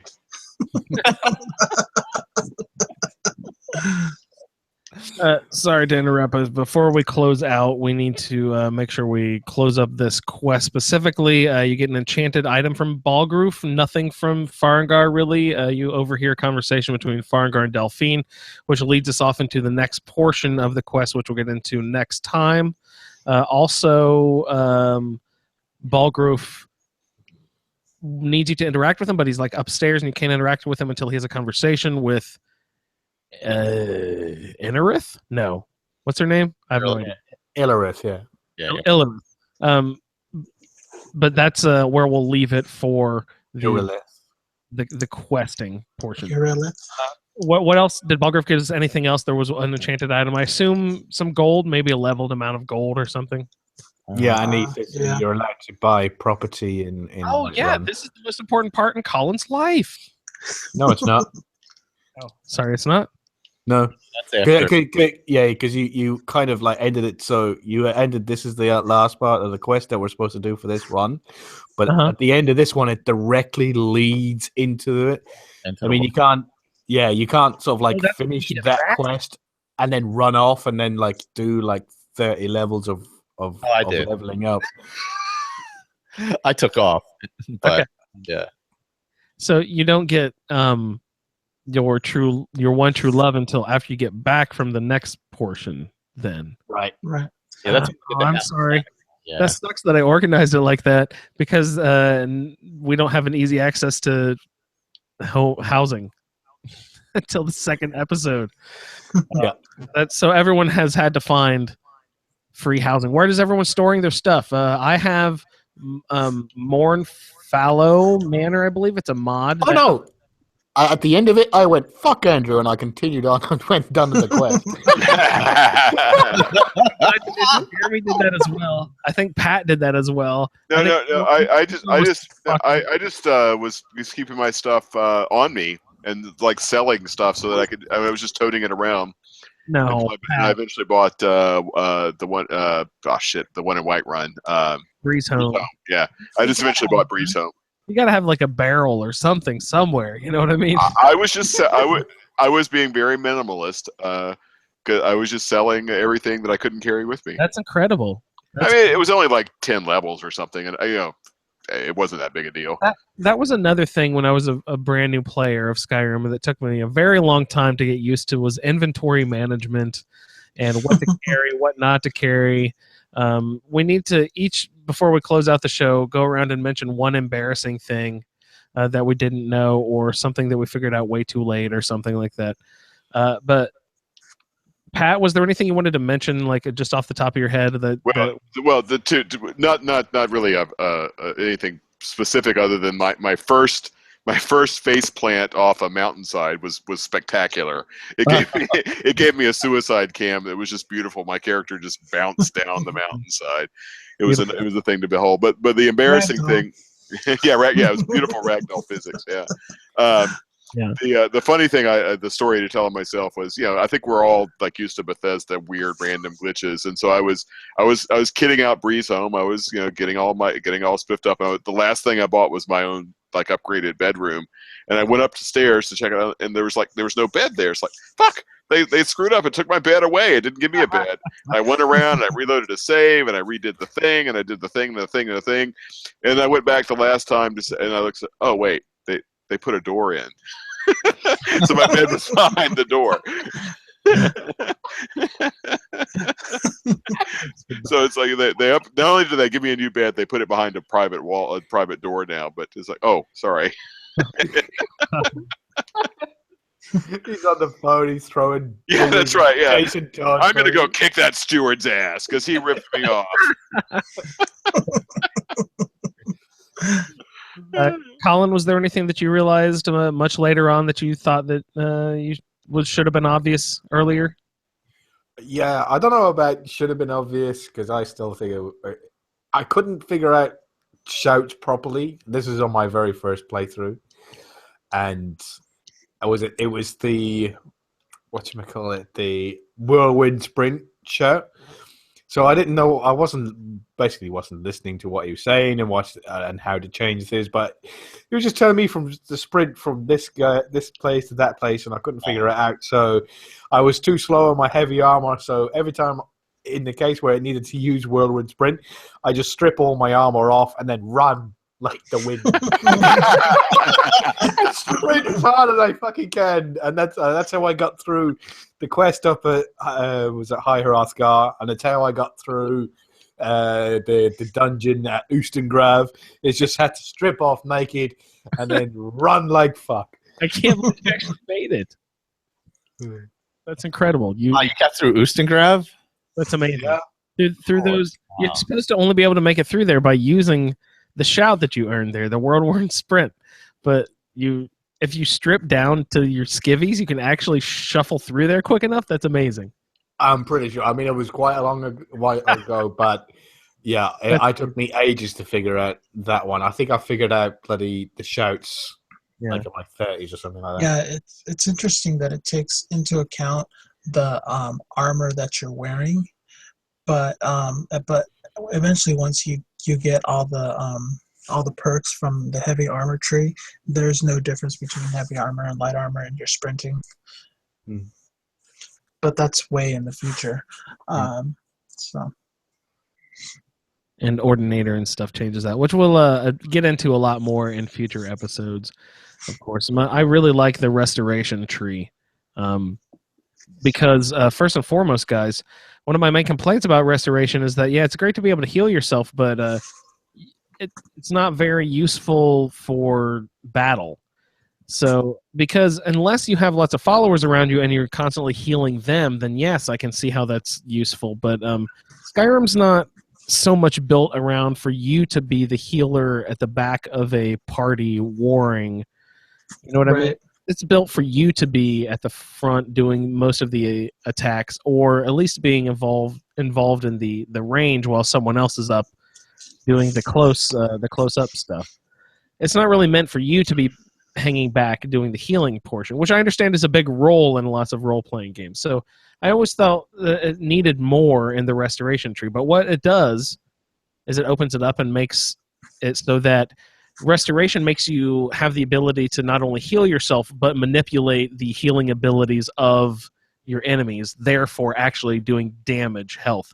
There's like a really cool one where you can bury a spore into your enemy, and then like as soon as you drop in health, it explodes in the enemy and starts doing poison damage to them, which I thought is just, that's a really fun little spell. I really like that. So I just discovered that one recently.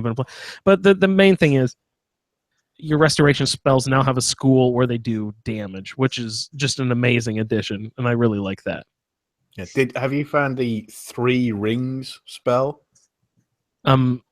I'm not sure exactly, so probably not. What is that something I should stumble upon, or should I look up specifically, or what's that? Well, you can buy it. I think you have to go to the Mages College to get it, but I don't think it's very high up. Action, so 3 rings. What it does, 3 rings. Basically, it layers you in 3 rings of protection, and increases your health by 22 points per each ring that you can place upon yourself. I think it's dependent on your magicka. But right now, where Clecia is, she can add over 200 extra health to herself for 60 seconds. Wow. Because she can dual cast it, because she's got dual cast and fortify restorations jewelry up the yin yang. So yeah, she can add an extra 200 and something. That's a lot. Wow. And you said it lasts for 60 seconds, and if your magicka regeneration is enough, that means that you can just pretty much just cast that sort of every 60 seconds and be constantly full buff on health. That's amazing. Yeah, there's a really couple of other ones. I'm running with Grand Healing now as well, which is great because that heals me. Everyone. Follower. Yeah. Yeah, it gets your followers, it gets your dog, it gets your horse. And your enemies. And your enemies. That is something you have to realize. You will heal your enemies on accident. Don't. Hasn't healed my enemy so far. Hasn't? Oh, they might have changed. I know in the vanilla it does. I think I accidentally would do that I don't know if it was grand healing or not, but I remember accidentally healing my enemies sometimes. Like, no. Yeah, I actually did it on purpose to build up I forgot now. Well, it won't work on vampires anyway, and it won't work on undead. Won't work on constructs. The only thing it would work on would be bandits. Humans. Yeah, bandits. Yeah. Yeah. So that's the only enemy faction it would work on, but I haven't noticed it happening. Plus, I have to be facing somebody for it to activate. So if Lydia is in front of me, and then I don't know what, it's something else, like sometimes you get a follower who adds on. If they're behind me, it doesn't heal them. They have to be, and I have to be kind of looking at them for it to activate. Okay, good. Nice. So maybe it's not really embarrassing, but it took me a very long time to realize that if you are over encumbered and you just want to get rid of your loot, you don't have to just make the long, slow walk to wherever you're going. If you have a horse nearby, you can fast travel while over encumbered. So just hop on a horse if you're over encumbered and fast travel to a city, dump your stuff, and then go back to what you were doing. It took me a long time to realize that. I don't even remember who said that. I think maybe Sherry said it just sort of like offhandedly in the Facebook group one day, and it totally changed how I played the game. Yeah, that would change things. Yeah. Oh, it was amazing. Guess I'm sure more will come up as we go. But does anybody else have any closing thoughts before we shove off for the night? In the chat, Michelle has a Yeah, that one's funny. So he remembers selling all his armor pieces because he thought you couldn't sell the ones he was wearing. You were wearing, so he was running around naked and didn't realize that you had sold the stuff he was wearing. Which I think we've all sold stuff we were wearing at some point. Oh yeah. Yeah, I think I remember doing that. Yeah. Oh, that's great. Yeah. Yeah, that's a pretty yeah. I think a lot of us have been that. So I'd done that last week with bloody Serene Gerard and go, yep, sell that. No! How much to buy it back? 2,000. You only bought it for 50 gold, you bitch. Yeah, I think that's the only bad thing about the Skyrim merchant system is that once you sell it, if you accidentally sell something, you're paying up to like 10 times sometimes what you got for it. 100. That's something that you don't realize when you're starting the game either, Pat, is that they give you this value when you're picking an item up. It'll say its weight and its value, and then you think, okay, this is how much money I'm going to get when I take it to a vendor. But actually, when you're low levels in the game, before your speech power is up at all, you get a third of that at best. Yeah. And they don't tell you that, and you're like, wait a second, I'm getting ripped off. They said that the value of this was 30. So a tip to first-time players: I never pick anything up early in the game unless it's at least a 10-to-1 value to weight ratio. I only pick up that sort of stuff if possible. You will pick up other stuff if you have to, but that's generally what I do, because otherwise you'll get weighed down really quickly. Yeah. That's a good rule of thumb too. I agree with that. That Fallout taught me that, is to look at that ratio is the key. Did you abide by any sort of ratio early on? Yeah, about 10 to 1. Yeah, that works, and I still kind of do that now. Although I actually have, I guess, maybe just harsh lessons of Fallout. I hardly ever get over encumbered because I just reflexively I don't pick up the great swords. I don't pick up the steel, like a steel armor here is worth 300 or 500 or whatever, depending on what it is. So I'll pick that up, but the boots, the helmets, the swords, the battle axes, I don't even pick those up to start with. You have no idea how many embalming tools and Dwemer struts that I've picked up in my lifetime. Those fucking Dwemer cogs, they're worth 0.5 and they weigh 10. It's 1 to 20. It's a terrible ratio. Fuck Arnie Gain right in his ear. That Dwemer stuff is so heavy. Yeah. So heavy. All right. Any other closing thoughts, gentlemen? Good stuff, Andrew. Thank you for coordinating us. Yeah, not a problem. We, of course, enjoy all audience participation. We like to hear about your character's backstory, any aspects to these quests that you just heard tonight, but any new and interesting twists that happened. Did you have any cool glitches? What mods are you guys running? How do you like this special edition in comparison to the original? We like to hear any and all feedback, especially if you use the voice memo app on your phone for audio feedback and send it to skyrimroundtable@gmail.com. Also, if you'd like to do a play around character, go ahead and flip on over to our website, asapodcasting.com. Click on the Skyrim Addict section. Scroll down a little bit, you'll find a Roundtable character generator. Refresh a few times, get yourself a character that you like, and let us know about that character too at the same address, skyrimroundtable@gmail.com.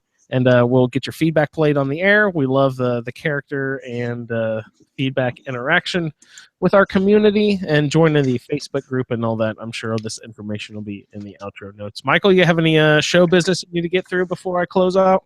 If you're going to be sending feedback for these quests of the Roundtable for the first set by December 3rd, I believe, because we'll be recording it on December 4th. And otherwise, just when you head over to the site, check out the other shows that are there as well. Let's Play Skyrim, Fallout Feed, Chatterbox, Game Talk, My Journey with Cystic Fibrosis. Am I forgetting? Earwash is coming back. The mod show is coming out. Oh my goodness! Fallout Feed. A fervor of activity over here. Yes. It's amazing. So I'd like to thank everyone for tuning in to our show this evening, and for Michael and Colin Wan. Pat, I am Andrew. Don't forget Victor. Victor also had to sign off a little early, but thank you, Victor, also for signing in. I'd like to thank all of our listeners for tuning in, and no lollygagging. Later, took your sweet roll. Who's rapping? Overkeen. Dragons are not overkeen. I'll dice them like a knife, slicing right through an Thank you for aubergine. downloading this episode of a Skyrim Addict Podcast Roundtable. If you are interested in doing a play-along character with us, the show can be contacted by emailing skyrimroundtable@gmail.com.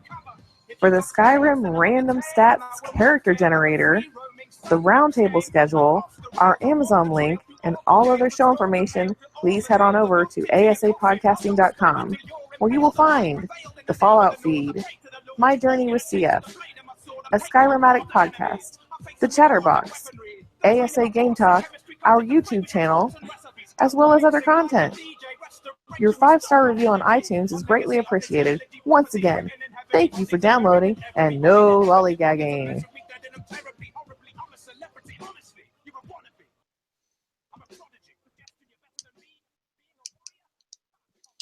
Man, you can really just hear it. I know I've said it before, but the way she says character generator. Y'all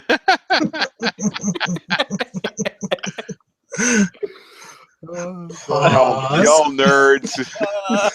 My husband is an adult man. You realize this. Made me laugh earlier on. Hear her eyes rolling to the back of her skull. Oh, that's the best. Love you, dear. All right. Stopping broadcast. Hey, everyone in the YouTube chat room. Thanks so much for tuning in. There's and it says there was like over 8 people in there. I don't know how many of that is. Hey, we got a little bit of a troll there. I don't know. We may be shutting it down soon anyway. But well, screw you, troll. if one of you guys have admins right, you may want to bounce the troll. Yeah, well, we're closing it down anyway. But thanks for all the cool people who showed up in the YouTube feed. Keep doing that. That's awesome. We love having the live with cool people, at least. All right, guys. Anybody got any last words? Love you guys. Good night. Thanks for watching, guys. Yep. Later. Yep. Good night.